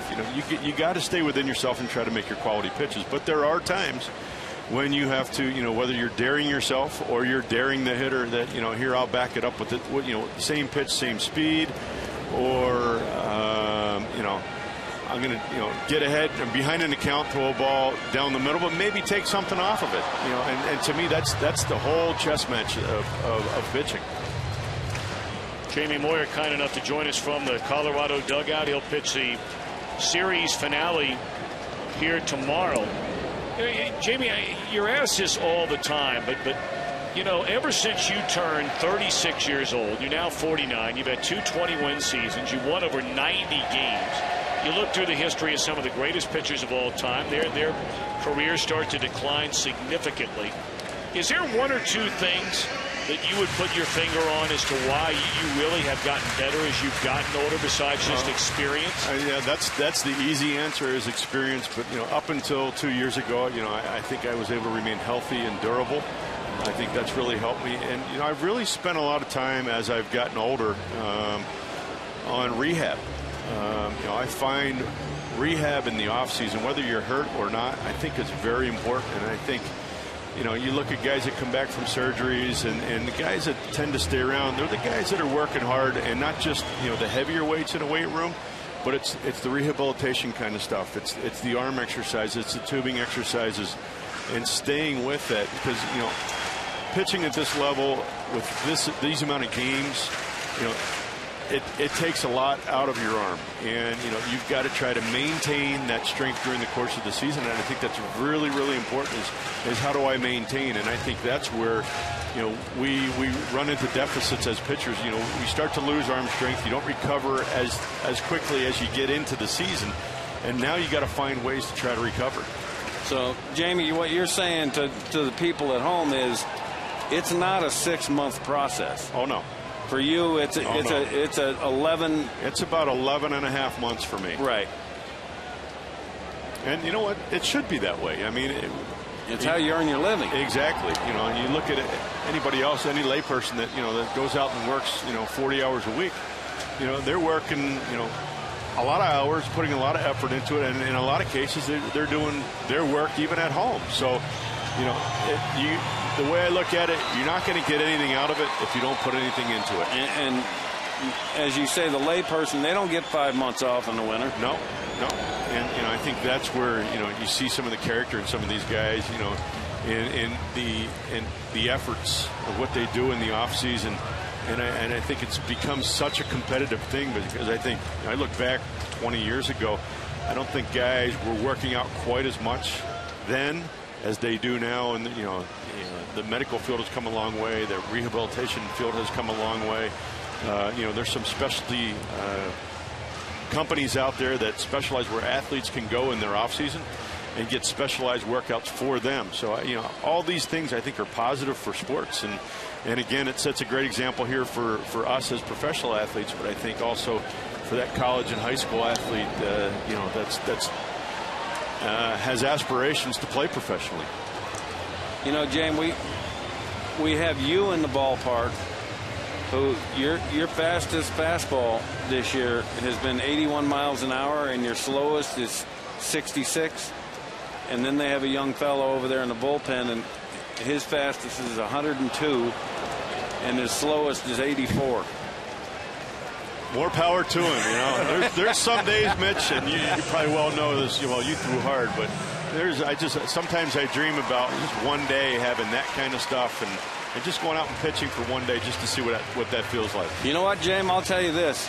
I've been retired 15 years now, and like I said, we were traded for this December. It'll be 24 years ago, and you're still doing it, and I've been retired for 15 years.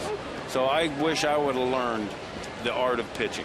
Well, again, you had electric stuff as a young player. I remember playing against you in the minor leagues. You were trying to throw the ball through a brick wall, but as you got to the big leagues, I think you refined yourself a little bit and learn how to use your velocity and learn how to use your strengths against the hitter's strengths, and you had a nice career. Jamie, what's the closest you ever came to quit? Wow, 2006. It was a little bit of a struggle in Seattle, and it was tough losing. And my wife and I had a conversation after a game that I pitched in Anaheim, and the next day I went to the ballpark, and they had no idea I had this conversation with my wife Karen, and I came in the clubhouse and they said, "Hey, would you have any interest in accepting a trade?" And I said, "When and where?" And it was an opportunity. I went to Philadelphia, and the rest is history. This game's all about winning. Well, you've done a whole pile of that. Well, it's been fun, and I couldn't have done any of that without the offenses or the defenses behind me, the offenses with me, and the catchers that I've had the good fortune throwing with. Got to go back to June the 16th, 1986. What do you remember about that day, Jamie? That was your first major league win. You beat Steve Carlton, but anything you remember specifically about that game? Yeah, it was really my first time at Wrigley Field. It was against my boyhood idol, Steve Carlton, and talk about nervous. I was unbelievably nervous that day, but remember us winning the game, and I think that's the most important thing. But to be able to pitch against your idol was pretty special for me. Is that story true that when you caught a first pitch that he threw out in the World Series in 2009, that you asked him about throwing that slider of his, and yes, you actually started to use it for the first time? That is very true. Yeah, we had a long conversation. It was one of those conversations that you don't want to end. Steve was very gracious in spending time with me, and And actually, Cole got in on it, and I think Cliff Lee got in on the tail end of it as well. And it was just a special time for me. Somebody that I always respected in Steve Carlton as a pitcher. Him giving us that time before he went out to throw out the first pitch. Actually, they went to come get him to throw the pitch, and he said, you guys wait for us. We're having a nice conversation here. You are 47 years old and you're learning a new pitch. Hey, if you don't learn in this game, the game is going to pass you by. Jamie, we can't thank you enough for the time. I know I'm speaking for Mitch, too. We could sit here and talk with you all night long. Thank you so much. Thanks for having me on, and I want to wish everybody a happy Memorial Day. Absolutely. Keep up all the great work. I know that the Reds tomorrow are giving away. I know that the Reds are giving away tickets to a big group that's part of your foundation, and they're going to be coming out to the ball game tomorrow to have a chance to watch you pitch, right? Yeah, we have a group coming out here tomorrow. It's one of our camp errands. That's we have a network of 40 camps. They're free bereavement camps throughout the country, and a bunch of the campers are going to be out here tomorrow at the game. So hopefully they'll bring us some good luck. Well, I can tell you the place where they go, Camp Joy. It is an unbelievable place, and if you're ever in town sometime, I'll swing down the hotel, pick you up, drive you up there. You won't believe it. I'd love to go. All right, Jamie, thanks for the time. All right, thanks, James. All right, take care, Mitch. Something else, isn't it? Unbelievable. You were traded for him over 24 years ago. It'll be 24 years. Or 24, over 23. Yeah. Can you believe that? I was sitting at a table. We were doing an appearance together. Just over 3 years ago. And I said, do you realize, Jamie, that we were traded for each other 20 years ago?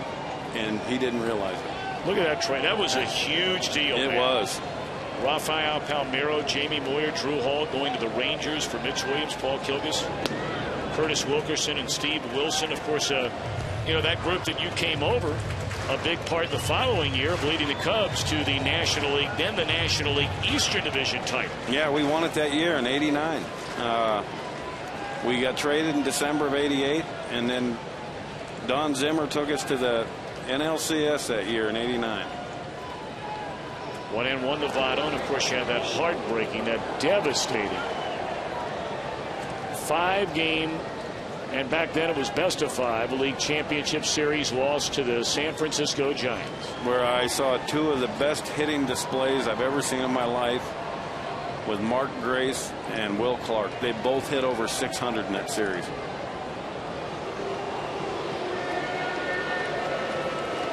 Well, here we're only at the bottom of the 4th inning.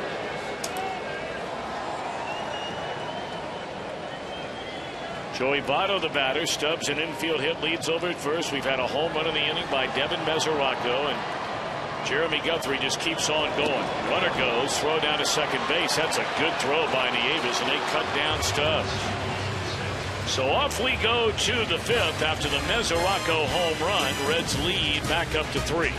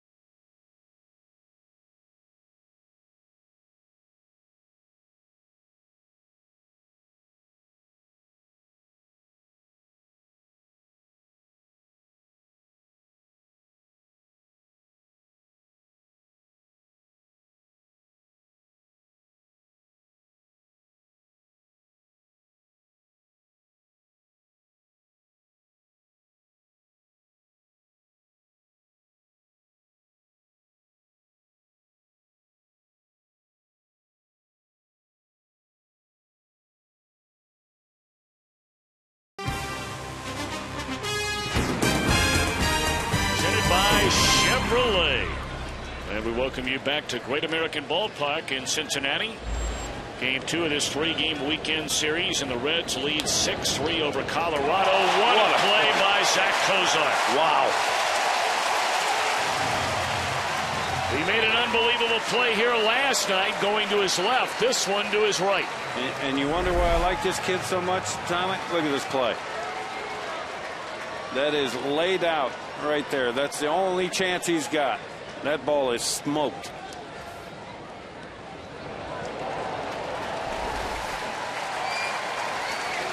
Kozar grew up in Tennessee. They brought him up last year. He was batting over 400 through the first month and a half down at AAA Louisville, and the Reds were having a woeful time at the shortstop position with a big league club. He came up and played less than 2 weeks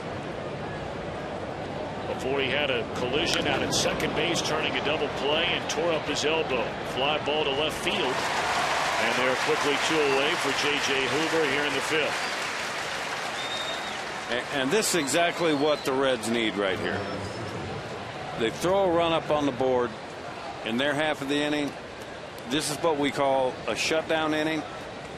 Go out there, get 3 outs, and get your offense back in the dugout.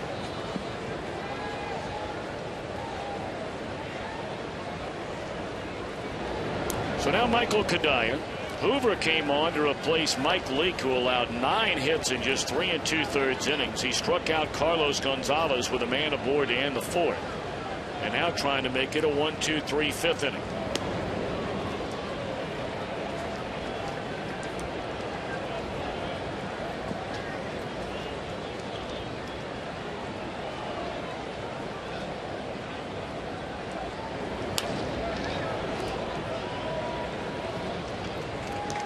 Hoover's fastball has been anywhere from 90 to 94, and I don't know whether he's changing speeds on it on purpose or not, because he doesn't have any sink to it. It's fairly straight, but it does have tilt to it.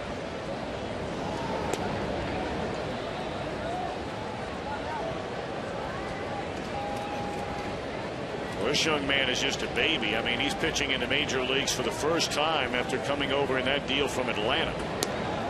And he walks Kadire with 2 men out. And this is going to be the thing this young man has to guard against.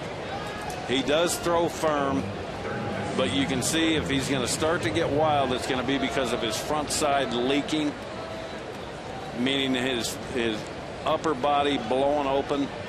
And that's what happened on the last couple of pitches. He just kind of ran off and left him. No, you talk blowing open, you're talking about maybe falling off towards the first base side. Right. His front shoulder coming open and it being all arm rather than his front side pulling his backside through.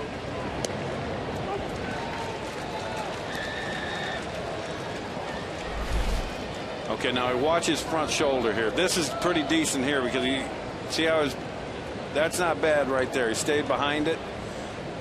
But the pitch before that with his full leg kick, which should be better with a full leg kick, he's kind of blown his front side open.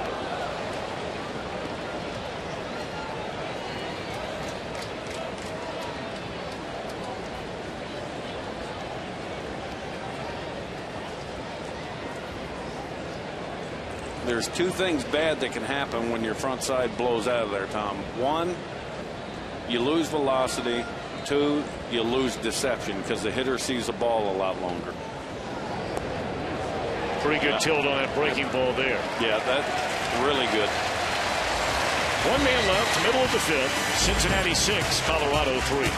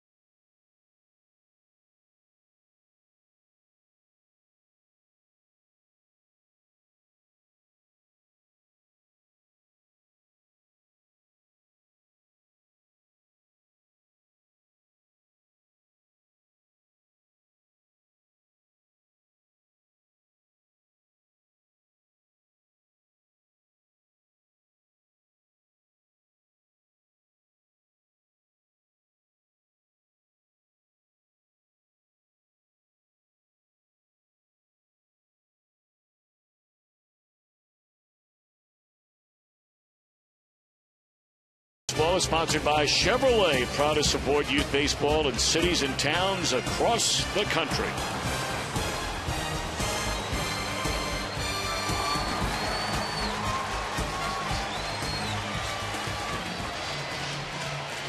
Big crowd on a warm spring night in downtown Cincinnati.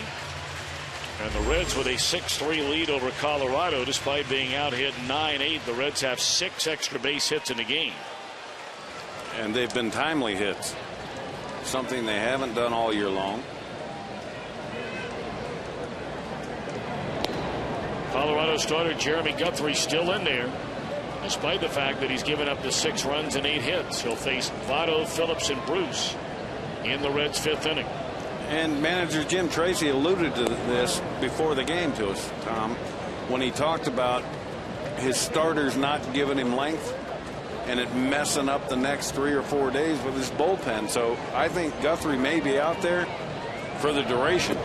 I mean, he's not going to finish the game, but he's going to have to eat up a couple more innings. You know, Tracy talked about the fact that Colorado was at 12-12 when they had a 2-game series against Atlanta, and he said they were the 2 ugliest pitched games that he has ever managed in his career on back-to-back nights. Both games Colorado got in big leads early in the game, only to watch the leads get away. Terrible starting pitching, nights where his bullpen was off, and that really began this spiral for their team, where they've had a very hard time winning. In fact, since then, they have only won 5 games. It makes it tough. I mean, you can look at something like that. And, that ball is killed down the right field line, and Votto has his 2nd hit after a 4-hit night last year. First time this year Votto's had back-to-back multi-hit games. And shocking, it's a double. He had 21 of those to lead the league.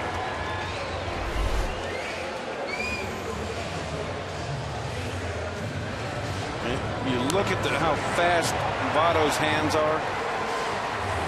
That ball's inner third, and he gets his hands inside that baseball to get the barrel of the bat to it and keep it fair. A lot of guys will pull that ball foul.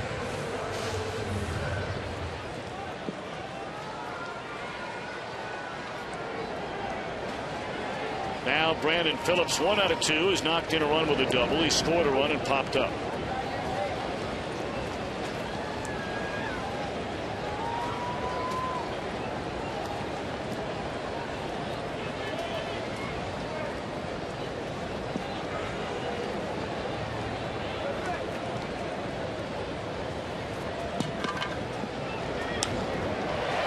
Driven into right center field. This will fall in a base hit. Votto waited to make sure that ball wouldn't be caught, so he'll advance just 90 feet, and they're on the corners with nobody out.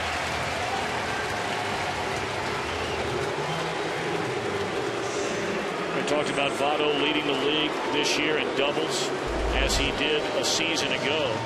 Also led the league in walks, and you go all the way back to the turn of the last century. And only 2 other players have ever done that in a season, and Votto's doing it again so far this year.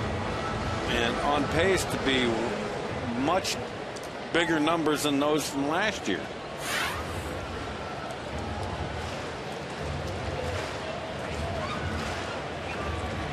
Bob Apodaca, the Colorado pitching coach, out for a visit.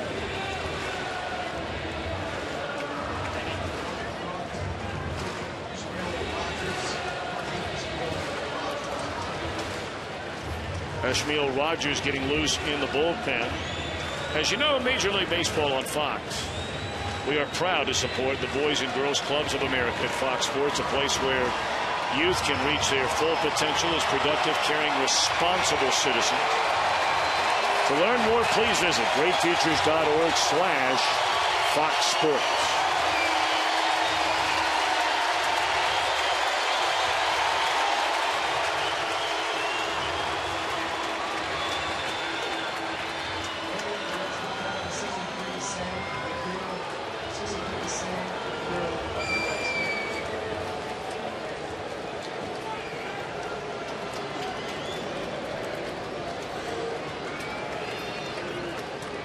Now Jay Bruce about it.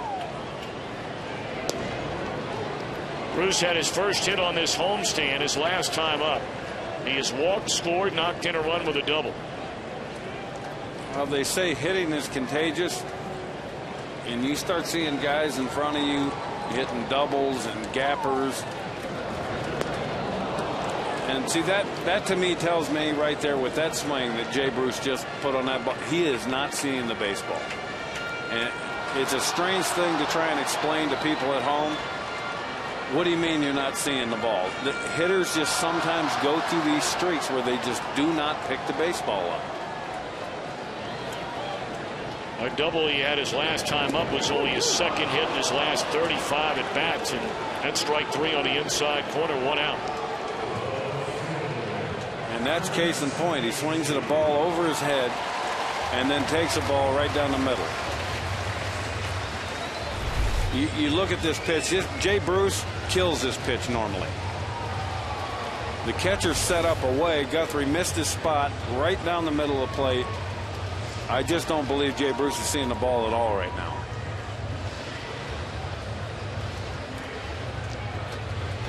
And we look at the pitch before that was up. You look at that ball is neck high.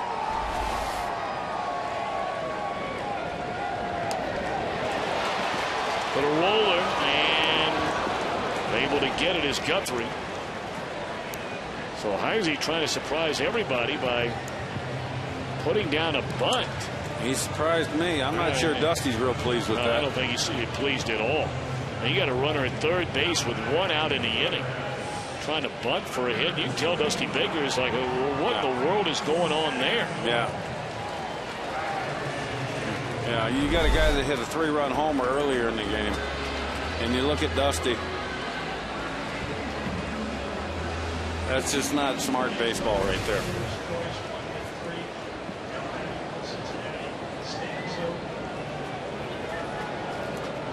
So now Mike Costanzo, who was called up from the minor leagues just about a week and a half ago, had his first major league hit at Yankee Stadium over the weekend. At one time, a very high prospect in the Philadelphia Phillies organization. Holy Moses. I think he was ready for that fastball at 93. Well, that tells me if I'm Jeremy Guthrie and I just threw him a 93-mile-an-hour fastball up and in and he turned on it like that, he's getting something soft away right here.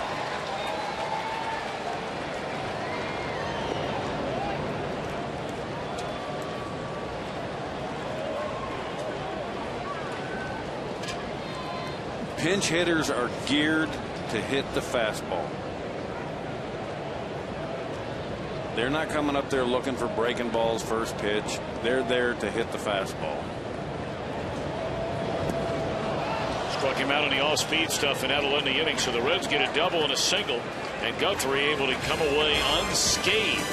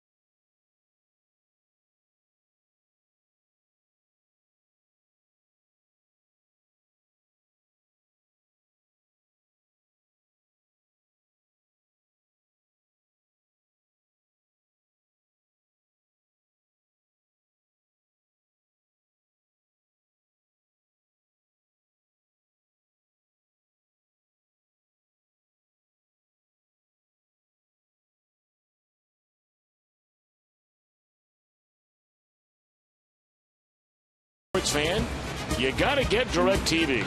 And by the makers of Bayer Advanced Aspirin, the official pain reliever of Major League Baseball. Nighttime upon us here in the Queen City of Cincinnati. And the Reds are going to go into their bullpen. And they'll bring on right-hander Sam LeCure. More on him in a moment. Let's take a look at our Jeep game summary. Chris Heisey, a 3-run home run. The Reds scored 4 in the first inning. And for a change, the Reds have been very good with runners in scoring position. 197 they were batting coming into the game for the year. Well, it has definitely gone up.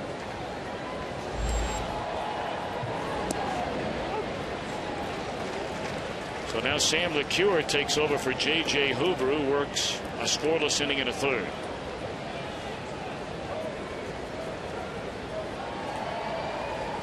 LeCure, a Missouri native, pitched collegiately at the University of Texas. The Reds have used him as a spot starter over the last couple of years, but beginning with the second half of last season, LeCure has been used exclusively out of the bullpen. And even though you see the rather high ERA this year, he has really settled in and found a home down there in the Cincinnati pen. 43 games he pitched in a year ago and had a very nice season. Well, relievers from a year-to-year basis, it can vary so much. Jay Bruce giving chase. He'll run it down.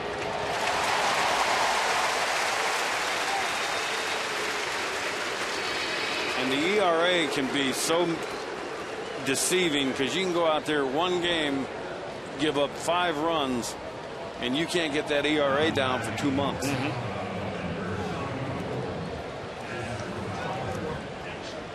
Well, here comes Dexter Fowler. He began the year as a Rockies regular center fielder. See a .232 batting average in the 41 games, 5 home runs and 19 runs batted in. And we were talking with Jim Tracy before the game today, and then we just asked him quite simply, where are you with Fowler right now? He said, look,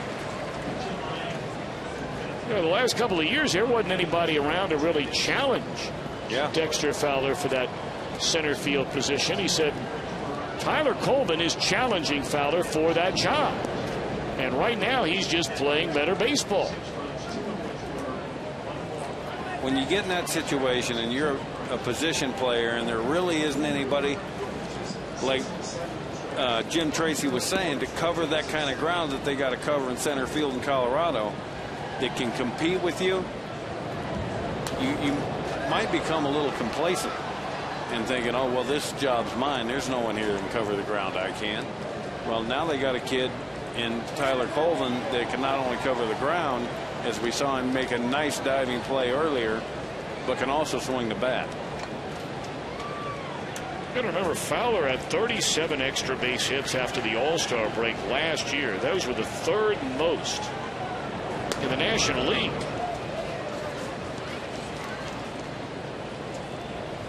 This guy has been, everybody in the sport has waited for Dexter Fowler to have just a breakout year where he puts everything together. Hey, remember, they sent him back to the minor leagues to try and right the ship. 3-2 the count.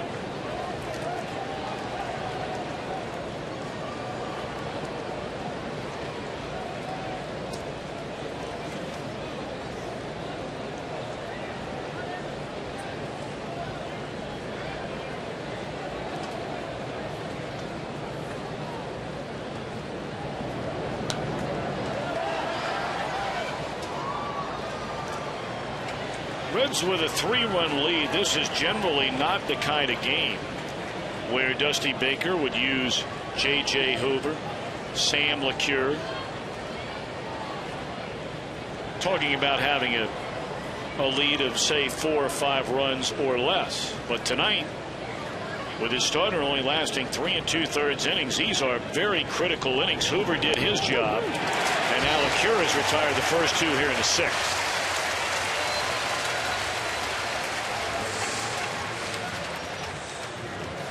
Take a peek ahead of next Saturday on Baseball Night in America. We'll see these Reds down in Houston, Texas, in a National League Central Division game. Some will see the Yankees and the Tigers.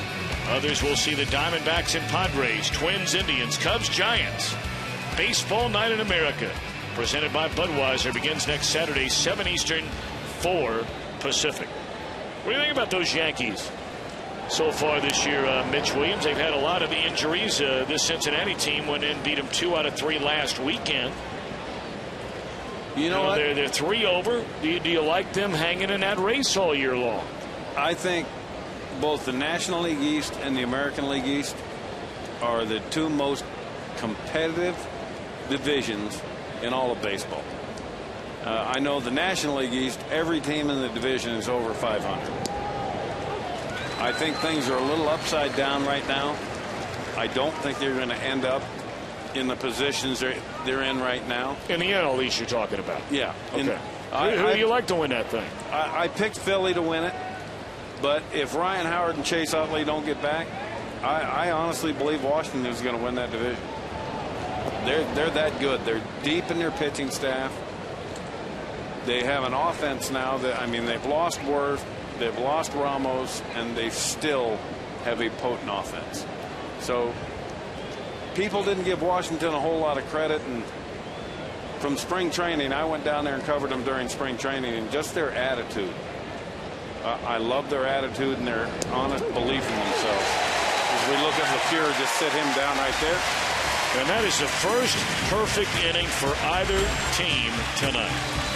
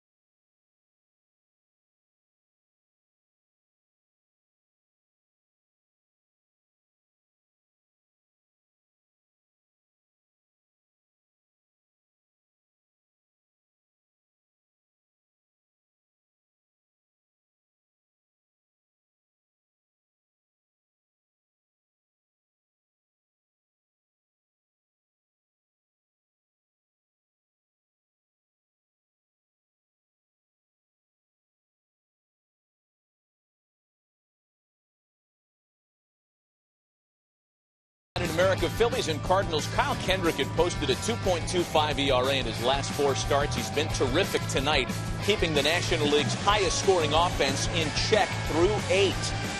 About the Angels and Mariners, Albert Pujols hit his 4th in the last 5 games, but that wasn't even the big blow. Alberto Callaspo's grand slam was. It put the Angels up 5-2. It's now 5-3 in the 7th.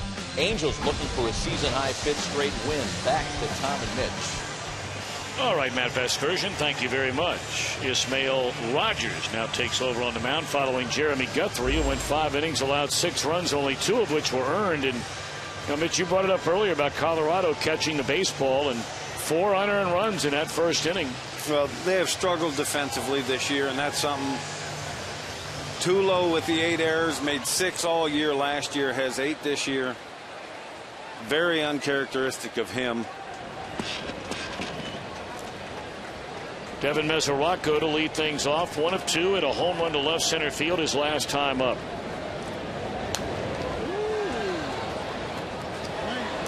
That's a pretty good hack at a 96-mile-an-hour fastball right there. You know, the Reds had a big decision to make during the offseason when they were going out to try and acquire Matt Latos.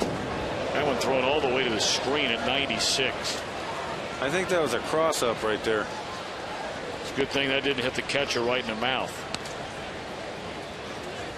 Yeah, this looked like a cross-up. As you see the catcher go put some white chalk on his fingers. Yeah, he was not expecting a fastball. Umpire very fortunate as well. That's Scott Berry behind the plate. But most baseball people felt like the Reds had the top 2 catching prospects. Maybe not only in the National League, among National League teams, but among all major league teams. In Mesoraco, a former #1 pick, and Yasmani Grandal, a #1 pick out of Miami of Florida. Well, they had to make a decision. You can't keep both of them. So which one are you going to keep? Grandal wound up being in the trade along with Yonder Alonso and 2 others to get Matt Latos from San Diego. That's one of those trades, Mitch, where if you're going to make it, you're going to pick one guy instead of another. You better be right. Yeah, you better hope you're right. And so far, I would say they've made a pretty good choice.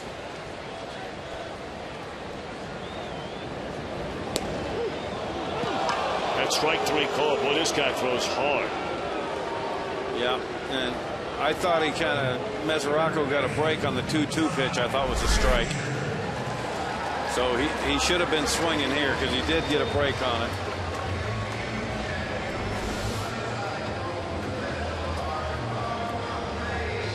Rogers is coming in. He's not coming in trying to trick anybody. He's coming in letting it fly. Todd Frazier came on defensively, part of a double switch. But J.J. Hoover took over for starter Mike Leake in the 4th inning tonight.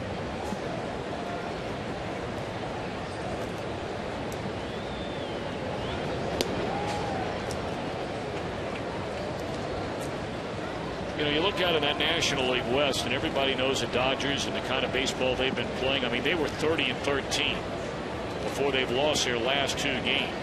With 15 games over 500. When you look at that division, you know, the Giants lost earlier today. They're 1 game over the 500 mark. And then you have the reigning divisional champion, Arizona Diamondbacks, 600, but already 10.5 back. Yeah. That division completely baffled me. Straight up in the air, not a lot of room behind the plate, but enough for Nieves. 2 away. In what way? Because I honestly didn't think that the Dodgers had enough pitching, and I thought the Diamondbacks were going to repeat. And then you look at the start of Ian Kennedy. He's lost 5 games already, and he only lost 3 last year, 3 or 4. And they lost Hudson. But you look at this division, you got 3 teams in this division double digits back already, and that's not a good position to be in.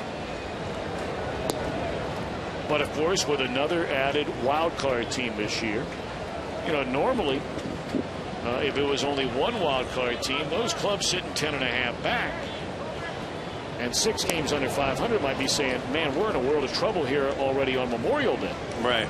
But you still have 4 full months left in a season. That's why I love the wild card. I love the fact that they added it. I'm not wild about the scheduling of it this year. You mean the first 2 being played at the wild card winner, and then the division champ gets 3 games at home? Right. I've always considered home field advantage the first 2 games of a series, not the last game of a series. So basically, this year, the team that wins the most games in the league is going to get punished. It's just how, I mean, the TV scheduling and all that was set up. That's how it has to be done. But next year, it'll be back the way it should be. Swing and a miss, and it's back-to-back 1, 2, 3 innings. How about that? So we march on to the 7th. Colorado down 3.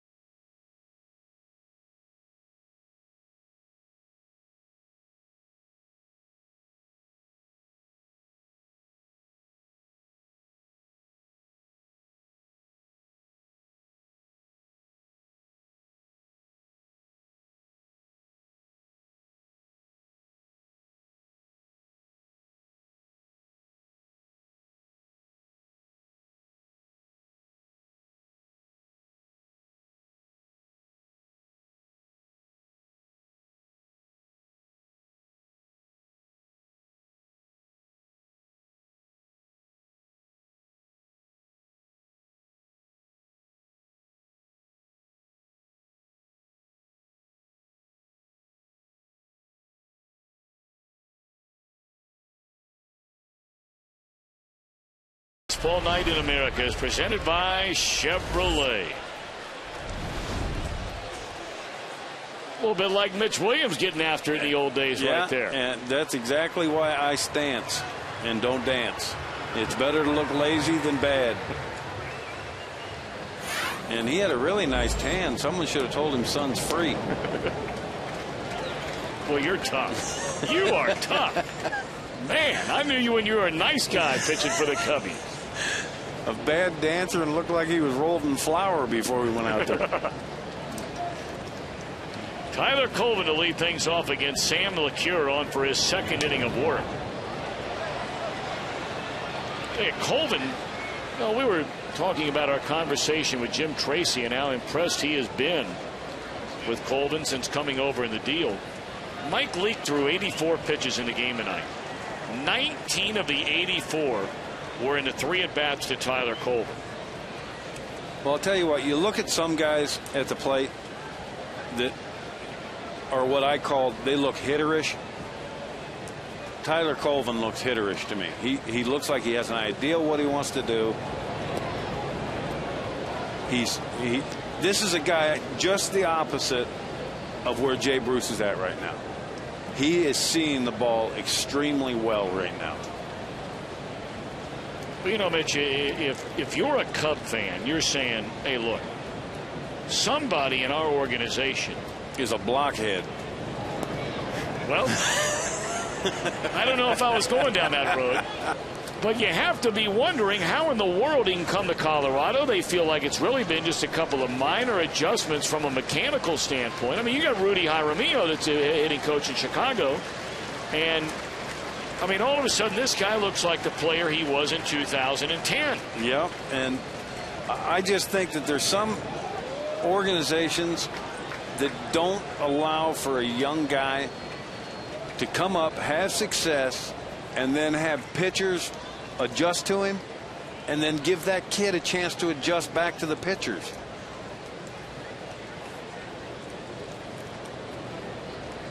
Three and two the count on Tyler Colvin, and LeCure to the plate. And he misses ball 4 to begin the inning. And you look at that at bat. He didn't offer it anything. He's seeing the ball extremely well. And that's the one thing right now Dusty doesn't want to see. He doesn't want to see any walks. Well, I would imagine it won't be long. Here you are in a 3-run game. And generally the Reds stack them up from the 7th inning on. Quite honestly, I was stunned when LeCure came out for this 7th inning. Then you're not seeing Logan Ondrusik, then Sean Marshall, and then Chapman to try and nail this 3-run lead into a win. So LeCure is getting a chance to get some big outs through the heart of this Colorado batting order. And here's Carlos Gonzalez. First pitch breaking ball and a dandy. Yeah, really good to a notorious fastball hitter. The slower the better. That's just a get me over curveball. Now he won't have to. He may not have to throw that pitch again in the at bat. But now it's in the back of Cargo's mind that, okay, he's got that 72-mile-an-hour curveball.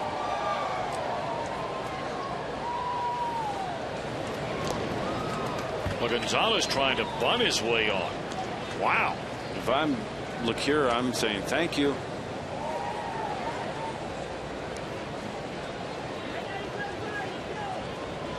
Philadelphia's beaten St. Louis 4-0. There you get a look at left-hander Sean Marshall.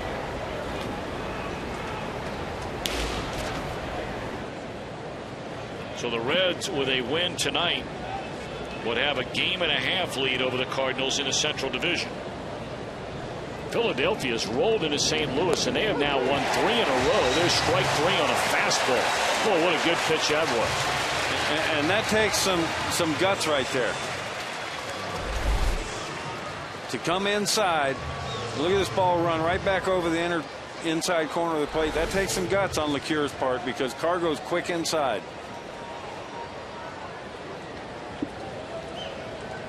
And that's where that first pitch 72-mile-an-hour curveball, you put that in the thought in the back of Cargo's mind, he couldn't pull the trigger on that pitch.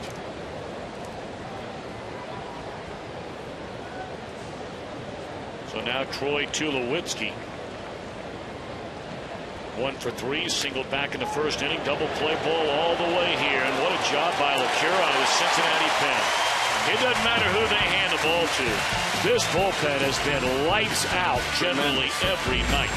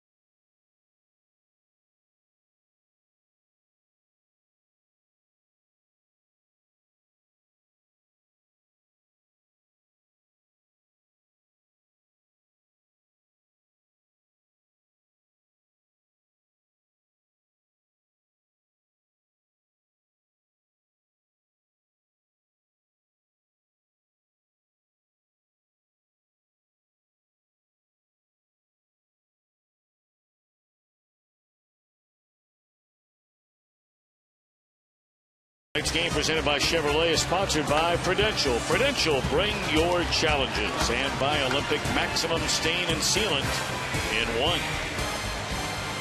Across the Ohio River, looking into the Commonwealth of Kentucky. It doesn't get much prettier than that right there, Tom.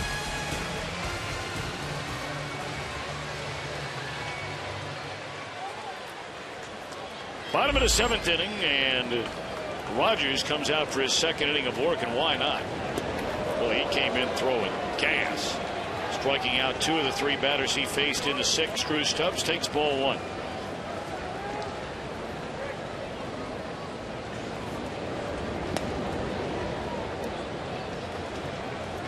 Now, Mitch, when you look at a guy like Rogers, I know you haven't seen him a lot, but you were a guy when you came up, you were throwing 95, and you look at this young man here, and if you were to give him a piece of advice right now, one thing, that young man, if you really want to blossom into a closer one day, what would it be?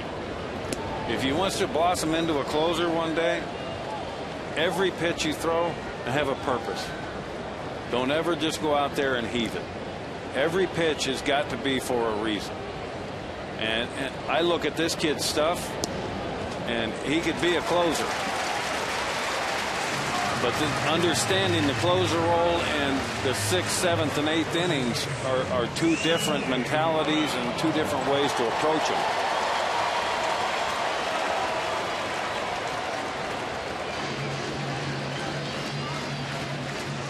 Joey Votto now the batter. Well, you know, when you were visiting with Dusty Baker today, and there are a lot of people around here, and I'm one of them, guilty as charged after watching Aroldis Chapman throw the ball as a starter when he defected from Cuba and signed with Cincinnati. That was a game plan. Yeah, they were gunning for a divisional championship in 2010. They brought him to the big leagues, put him in the bullpen. Then last year he wound up in the bullpen all year long, and they decided this winter he's going in the rotation. He was arguably the best starting pitcher of any team in Major League Baseball during the month of March. But because of injuries, they were forced to put him back into the bullpen. Now he's a closer. And but you were talking to Dusty Baker about, the 9th inning a lot of times you felt were easier to pitch than the 7th or the 8th inning. Absolutely. In the 7th and 8th inning, you have to make quality pitches because the hitters have a net. They've got the hitters in the 9th inning coming up after them. So they can take pitches, work counts. Well, you get hitters up there in the 9th inning, the pressure's not on me as the closer. I've already got the lead. The pressure's on the hitter. So you throw strike one, you can expand the zone and get them to chase. That and understanding the egos of hitters, they all want to read their name in the headlines the next day. They will hit a 2-run walk-off homer to win it. So they're all up there and they'll swing at pitches they wouldn't normally swing at. Right now, Rogers has got to get the ball back down in the strike zone. Understand that his team is not out of this game. They're just 3 runs down.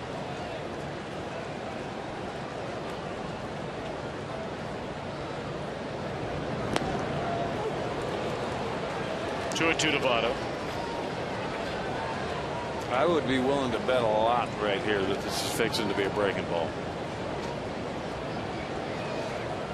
Votto struck out his first time up, and he has hit 2 missiles since. Double to right center, double down the right field line, scored a run. Yeah, that's breaking ball. Breaking ball.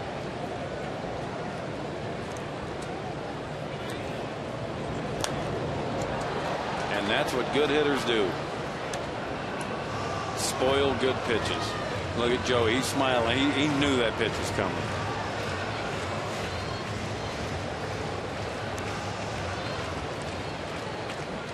Now, do you come back and do it again? Yes. If I'm Rogers, I come back and do it again.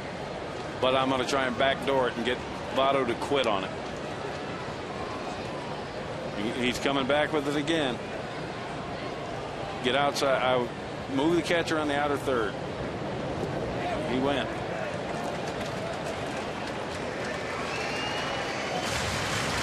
Oh, they didn't even ask?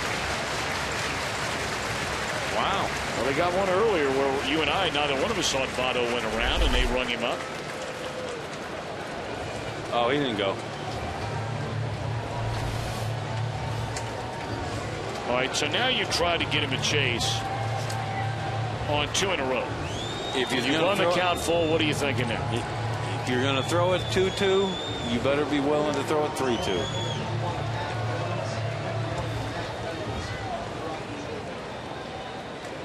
Matt Reynolds beginning to throw in the Colorado bullpen. Reds lead 6-3. We're in the bottom of the 7th inning. Leadoff man aboard, Drew Stubbs. Pretty safe bet he's running on a 3-2 pitch.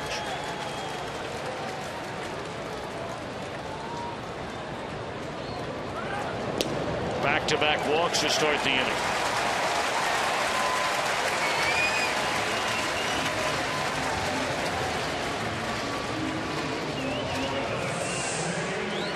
And here comes Bob Apodaca. I'm not sure there is a pitching coach in Major League Baseball, when you consider where they play 81 games a year, that visits the mound more than Bob Apodaca. Oh, he's logged some miles from the dugout to the mound. They've already had 2 9-game homestands through the first month and a half in Denver this year. Now, for a fan, that's great. If you're a player, get to hang with your family on the home front, that's great. But boy, when you play 9 games in a row at Coors Field or Old Mile High Stadium, yeah, if your starters are not doing anything for you, you are putting your bullpen in a world of hurt for maybe a month or a month and a half. Yeah.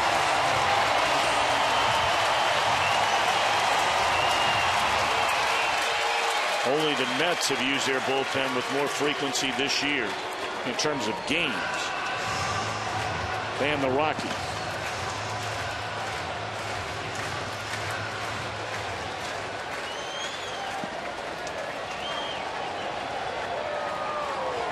Reds with a chance here to kick the door down. Leading by 3. They have 2 on with nobody out.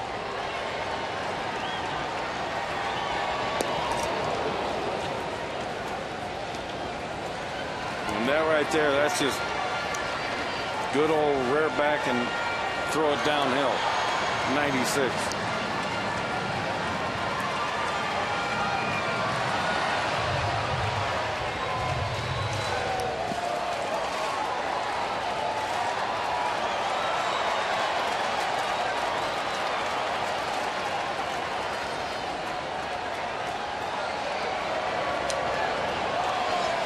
back and fired again, and he gets ahead of Phillips at 0-2.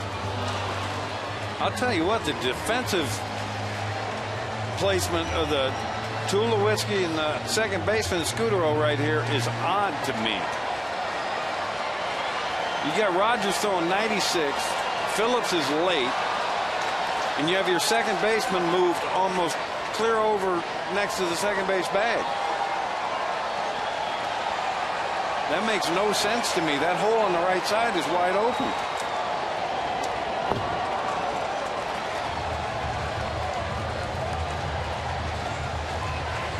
I think Dusty Baker has taught Drew Stubbs enough to know that you're not going to make the first out at third base being thrown out stealing. So what? There's no reason for that second baseman to be over there covering so close.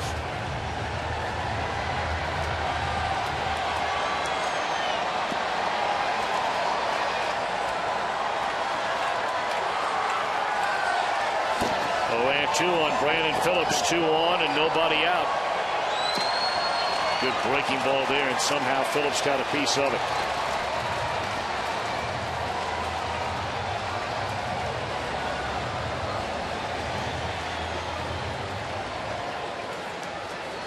Reds have had the leadoff man aboard in 5 of their 7 at-bats tonight. 3 of them have scored.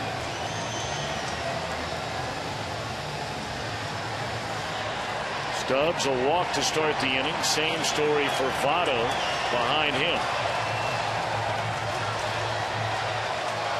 Well, here is where, if I'm Rogers, I'm elevating the fastball middle of the plate up and making Phillips chase. That's what he did. And he got a piece of it. Yeah, I'm going a notch higher. If he'll chase that, he'll chase one higher.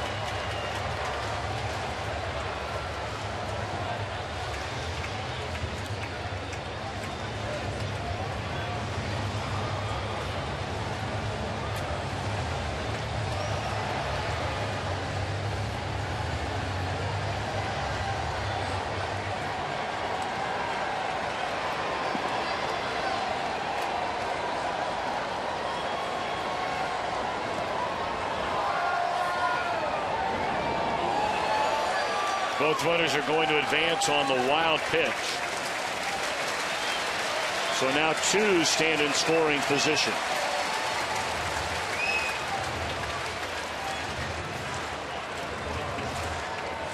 We're going to see right here. This is just overthrowing a breaking ball. That ball almost hitting the grass. There's not a whole lot a catcher can do to keep that ball in front of him.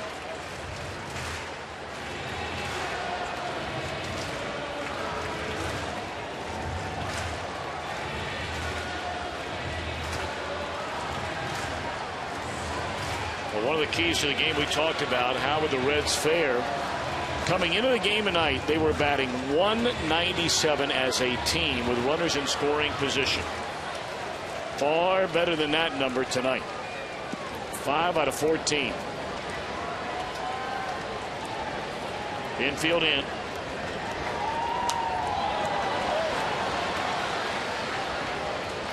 So you want that a little bit higher there. It's got to be, yeah. Your target when you want to elevate your fastball should be the top of the catcher's mask right in the middle of the plate or the umpire's mask. You want that ball neck high on Phillips, right down the middle. 8th pitch of this at bat to Brandon Phillips, infield in for Colorado. Started 2, they appealed, no. Phillips was rung up earlier in the game. Yeah. By Jerry Meals down at first.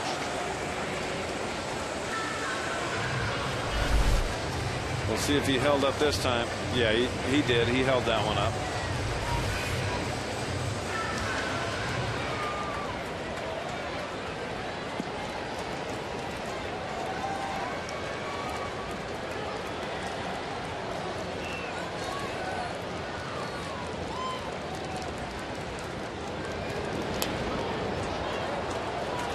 Real good battle right here.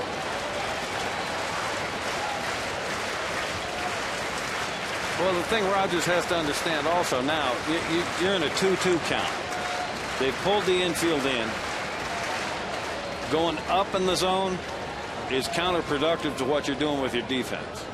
Because up in the zone is going to promote a fly ball, which you don't want. So now he's got to go down and trust that he can get his fastball by him down. 10th pitch of the at-bat fouled away. There will be an 11th.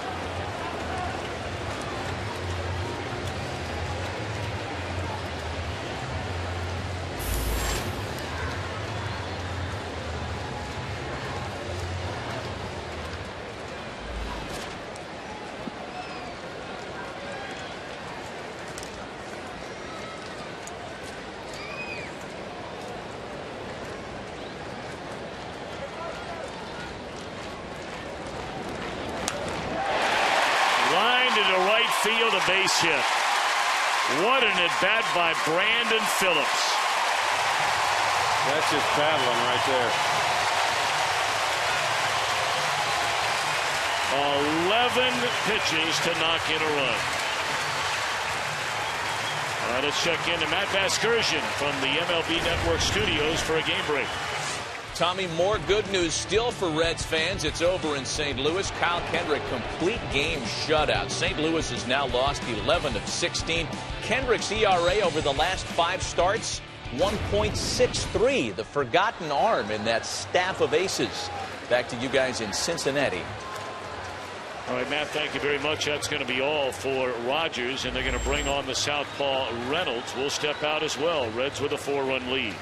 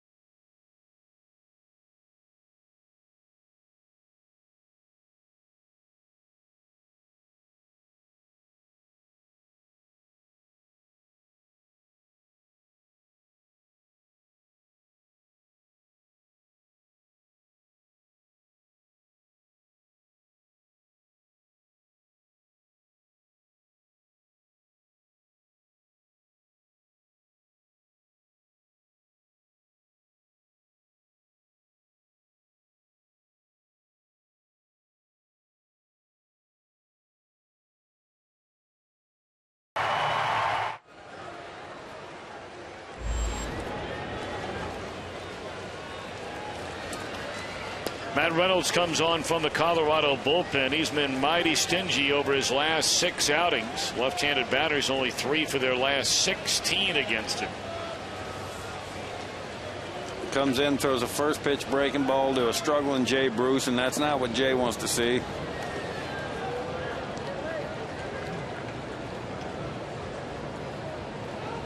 Reynolds 3 wins out of their bullpen tonight. Or so far this year. Pitching out of their bullpen.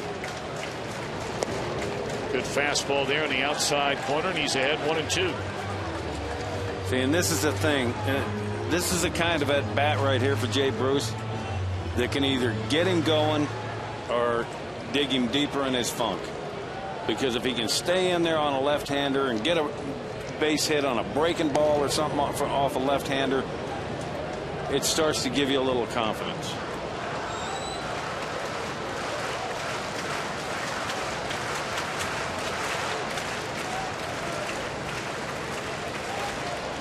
Two and 2 to Bruce.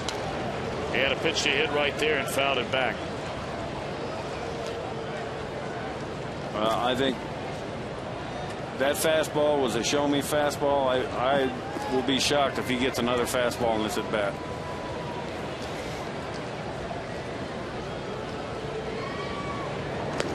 Well, he did.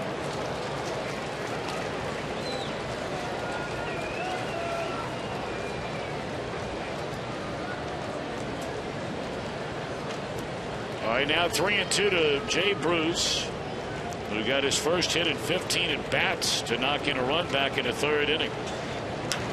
High fly ball.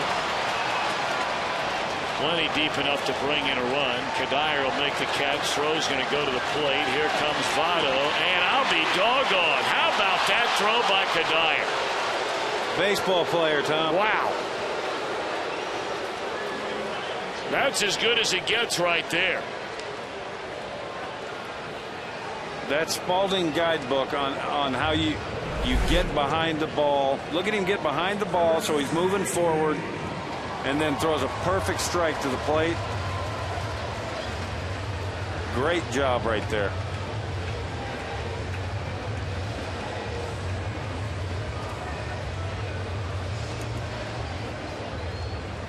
What a great play by Kadire.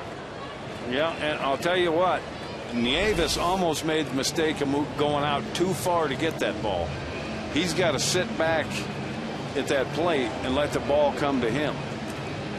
And if you're Jay Bruce, here you are trying to do something, anything to feel better about yourself. You talked about having a good at bat against a left-hander. He worked it to a full count. Hits a fly ball that under normal situations it's going to be a run. Yeah. And then your guy gets thrown out of the plate. Michael Kadire ain't known for having like a cannon in the outfield, but on that play right there, he did everything fundamentally right.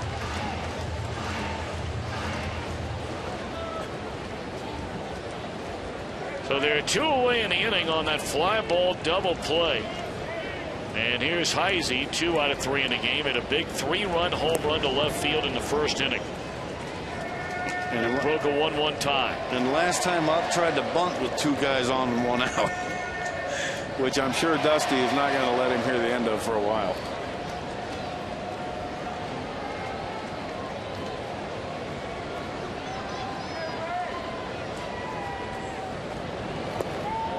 Started 2, they appeal. He did not go around. 2-0 on Chris Heisey, another native Pennsylvanian. Well, we've had them all over the field here tonight. Talked to Jamie Moyer, Devin Mesoraco, Chris Heisey.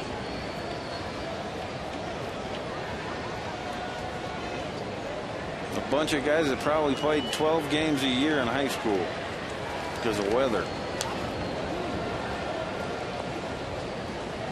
That's the one thing that, you know, here in this city, 2 years ago, there was a story in the USA Today, per capita now. So there's a big difference as far as just total numbers as opposed to per capita. But as recently as 3 years ago, the city of Cincinnati was second only to Tampa, Florida, for the most major league players out of their city per capita. Wow. That's hard to believe. I mean, you start looking around and fielding an all-star team of players that grew up in this area. And you start with guys like Barry Larkin, Pete Rose, Ken Griffey Jr., Buddy Bell, I mean, David Justice. I mean, there are a lot of players. Your old manager, Don Zimmer, your old general manager, your good buddy Jim Fry. Yeah.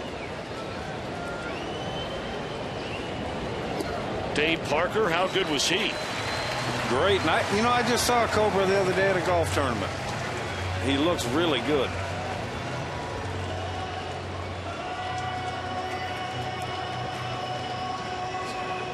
Walk in the inning, and well, this July, speaking of stars, the biggest event of the summer. They'll battle for home field advantage in the Fall Classic. The road to the World Series really begins with a 2012 Major League Baseball All-Star Game. Tuesday, July 10th, 7:30 Eastern, 4:30 Pacific on Fox. Ryan Ludwig will come up and bat for the pitcher Sam LeCure, who gives him 2 innings out of the bullpen and only allows 1 base runner. That was a walk. No hits, no runs.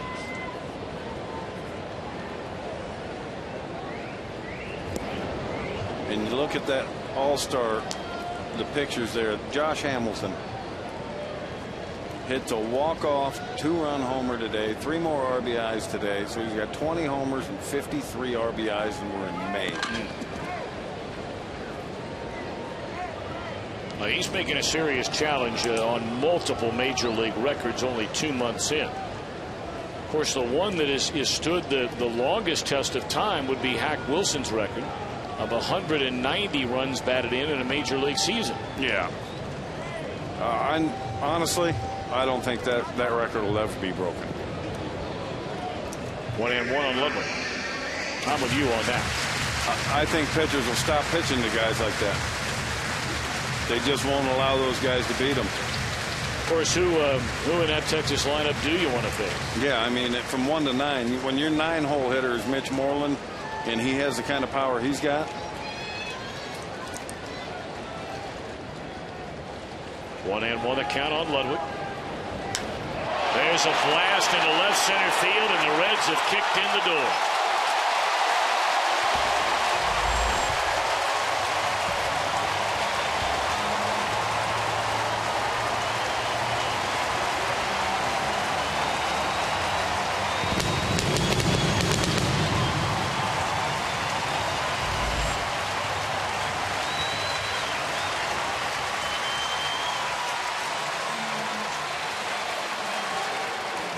Home run number 5 for Ryan Ludwig. You got 2 strikes on the guy. The catcher wants this ball down and away, and look at where it is. Up middle. In the air off the bat of Mesoraco, and in foul ground it'll be Helton. But the Reds explode for 4 more. We go to the 8th. It's 10-3 Cincinnati. Front page driving news, working on a 9 move.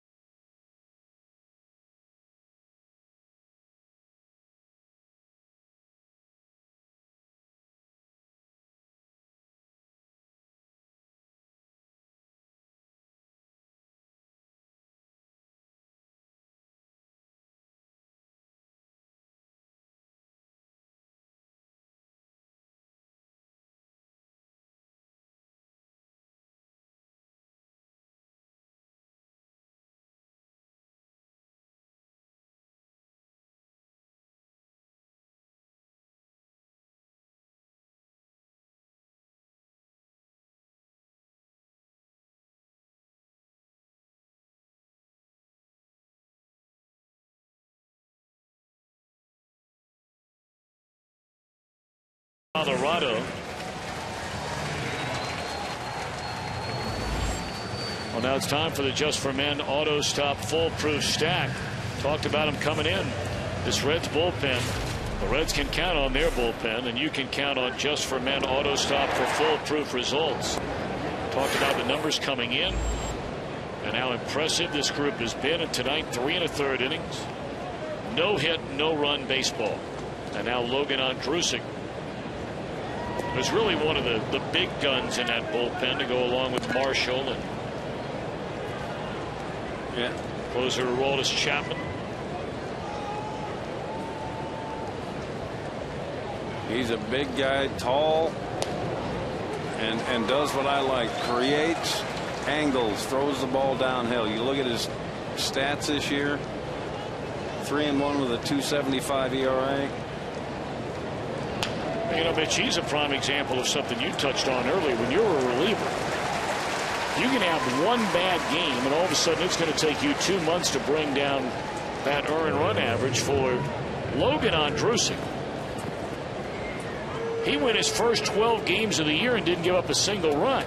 Then he gave up 5 in 1 inning against the New York Mets. And that'll do it. And it blows it up to 275. Yeah. It only takes one bad day.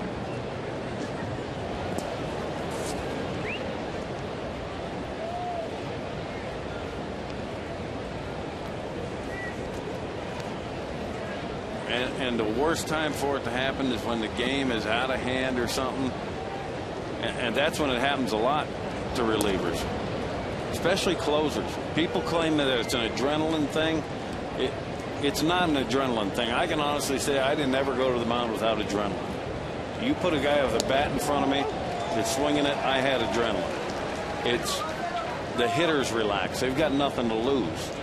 So they start keyholing you, and they're going to sit there and they'll either strike out looking or wait for a pitch right where they're looking for it, and you end up getting hurt.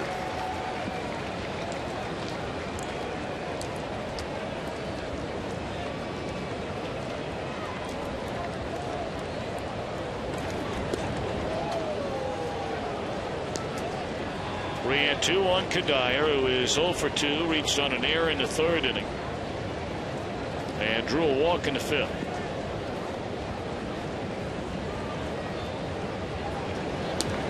There's a rare walk for Andrusik. It comes with 1 out here in the 8th inning.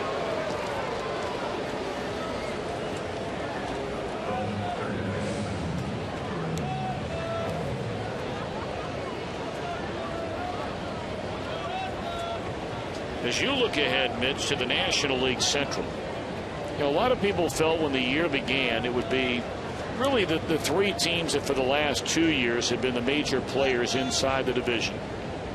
St. Louis has been there a long, long time. In the last 2 years, it's been Cincinnati, Milwaukee, and St. Louis. Those are the 3 teams that have been the bona fide contenders, and most felt like that would be the tale this year. Now, Milwaukee is 7 games under 500. But they're only 6 back. Could be 7 by the end of tonight.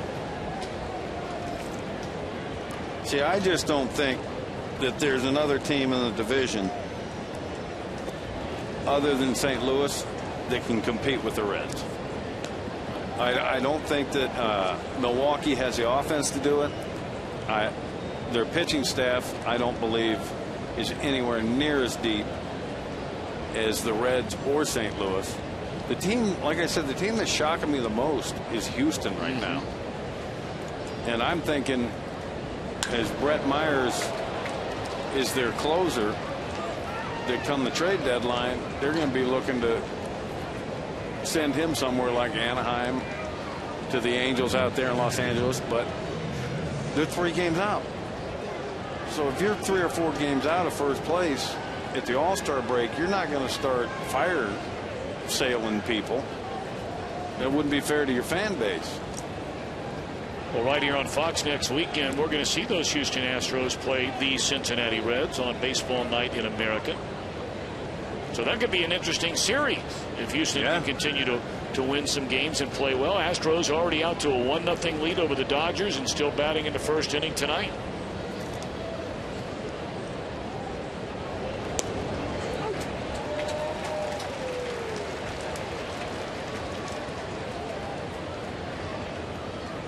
And this is where Andrusik needs to just, all right, it's a round ball, it's a round bat. I'm going at you. I'm not going to walk any more people. You got a 7-run lead.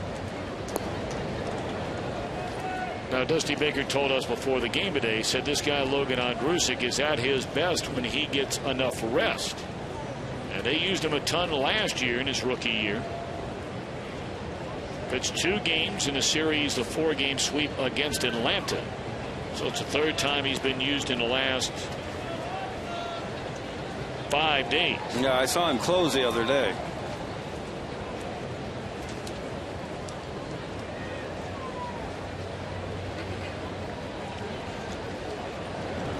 There's a double play. And there's a 3rd one of the night turned by the Reds defense. Cincinnati bats for what it hopes will be its final time, leading 10-3.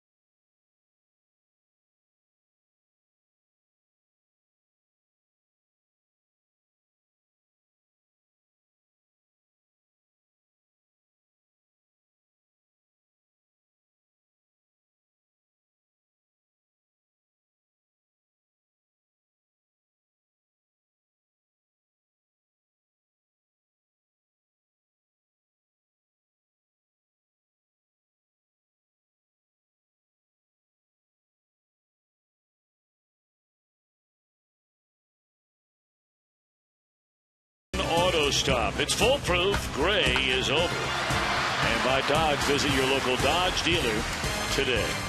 Many of the folks, big crowd here tonight, filing out of the ballpark after the Reds score 4 times in the 7th inning to take a 10-3 lead. And they'll bat here in the bottom half of the 8th. DJ LeMahieu takes over at short for Troy Tulowitzki. And Eric Young Jr. now plays in center. Still Matt Reynolds on the mound.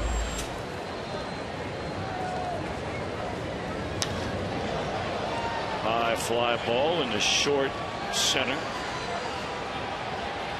1 out. Well, the MLB Fan Cave is back. Some of the entertainments and baseball's biggest stars scheduled to visit and appear in the Fan Cave videos. Check out all the latest happenings at MLBFanCave.com. George Brett hanging around. How about that? Brandon Phillips, Jay Bruce. When the Reds were in town, there's Drew Stubbs.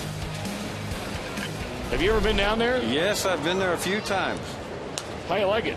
It's a cool joint. I mean, there's the people that spend all their time in there, they're cave dwellers. But it's a cool joint the way they've set that place up. So you don't think you could do that?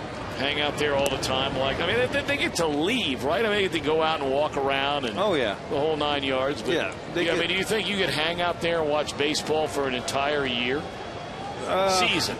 No. I don't think I could do that, to be honest. Not every game. I mean, I watch a ton of baseball now working at the network. Right. But they're sitting in front of the couch watching it every minute it's on as we watch them fly out to right.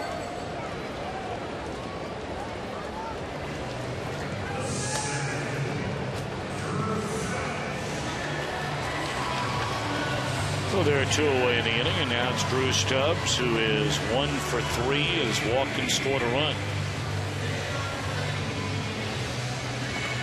Well, we have a game on Fox. I don't know if you and I are slated to work together on that one when the Reds are playing the Mets.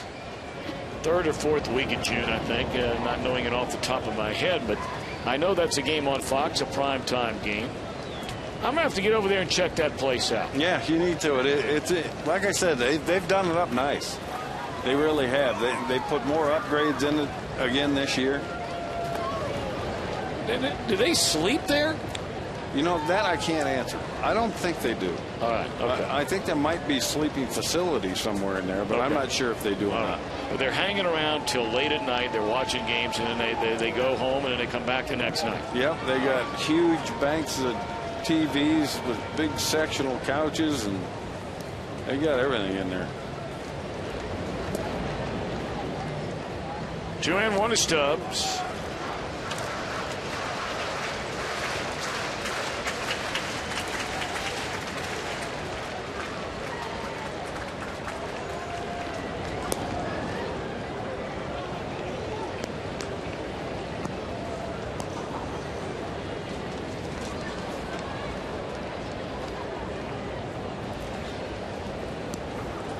I don't think he has thrown Stubbs. Well, that might be the first strike that Reynolds has thrown Stubbs. I think he walked him on 4 straight pitches as well. Oh, no, it's a 2nd straight. Excuse me. 3-2 the count. And looked like he went, and he did. So it's a 1-2-3 8th inning. Colorado will bat in the 9th. Trailing 10-3.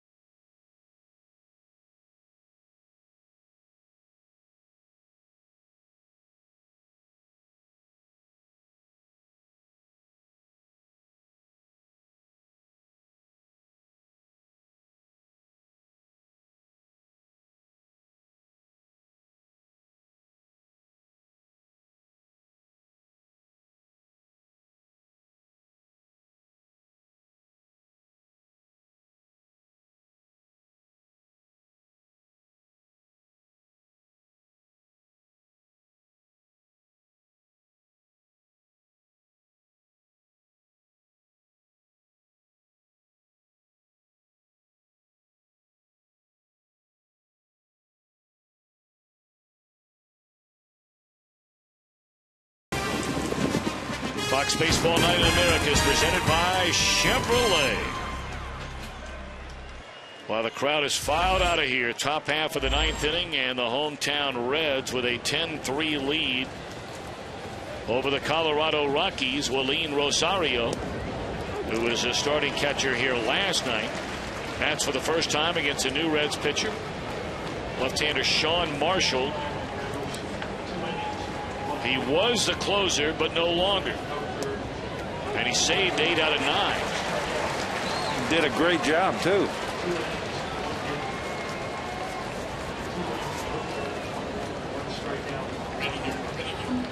But in talking to Dusty before the game, give me the guy that can overpower and dominate.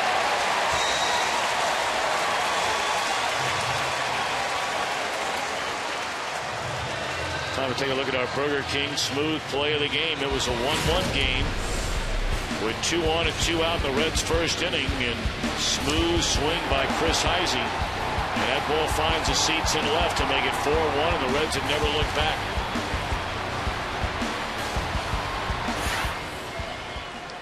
Producer of our game tonight is Carol Langley, our director Mitch Riggin, our associate director Chirag Devaskar, and our broadcast associate is Gilbert Zepeda. Our technical producer Matt Benedict. Pre-game show coming out of our Major League Baseball studios. Thank Jacob Garza, Scott Snyder, our statisticians up here in the booth, as well as Jesse Jackson and a cast of hundreds.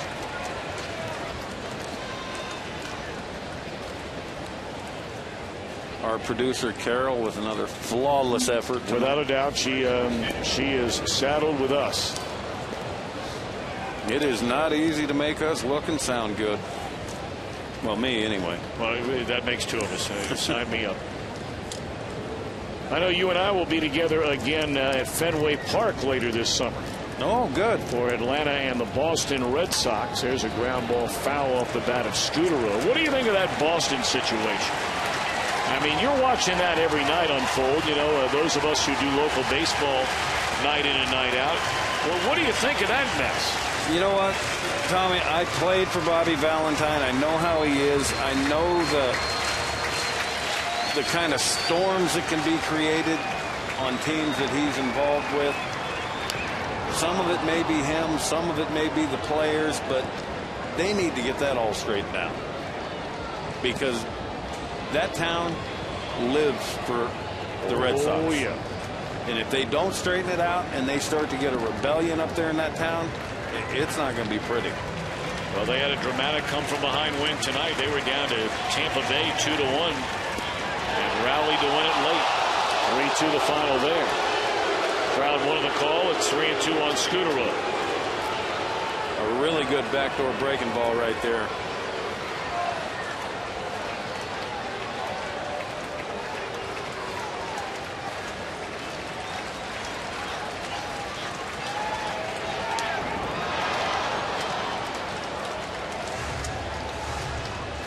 Cardinals have already lost their game, shut out by Kyle Kendrick and the Philadelphia Phillies. That's 3 straight wins for the Phillies in St. Louis. So if Marshall can close this out, Dusty Baker's team has a game and a half advantage over the Cardinals.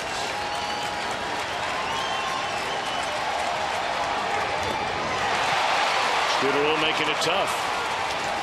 Now you start looking at that Phillies team.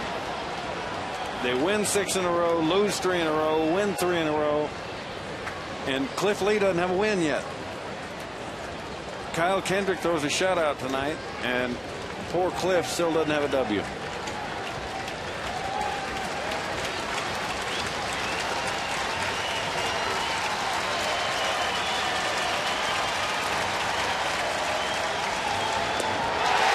Fastball, and that's his second out here in the ninth.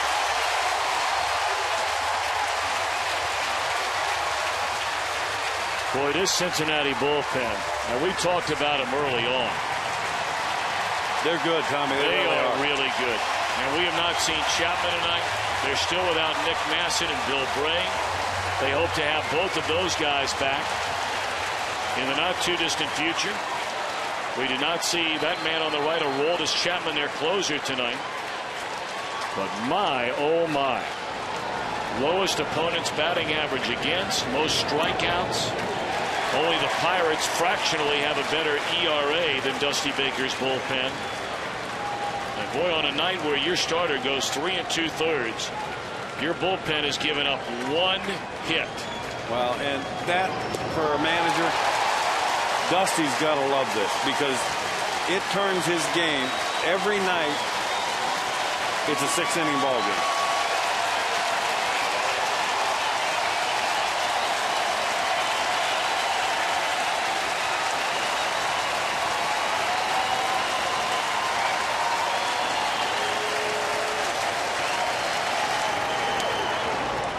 On the ground to Votto, and the Reds have evened a series.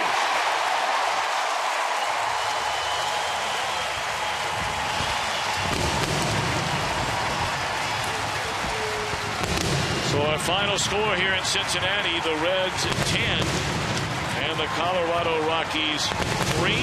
J.J. Hoover gets his first major league win. Jeremy Guthrie suffers a loss. So for Mitch Williams, Tom Brenneman, so long from Cincinnati. After this break, Matt Vasgersian will pick it up and carry it home from the MLB Network.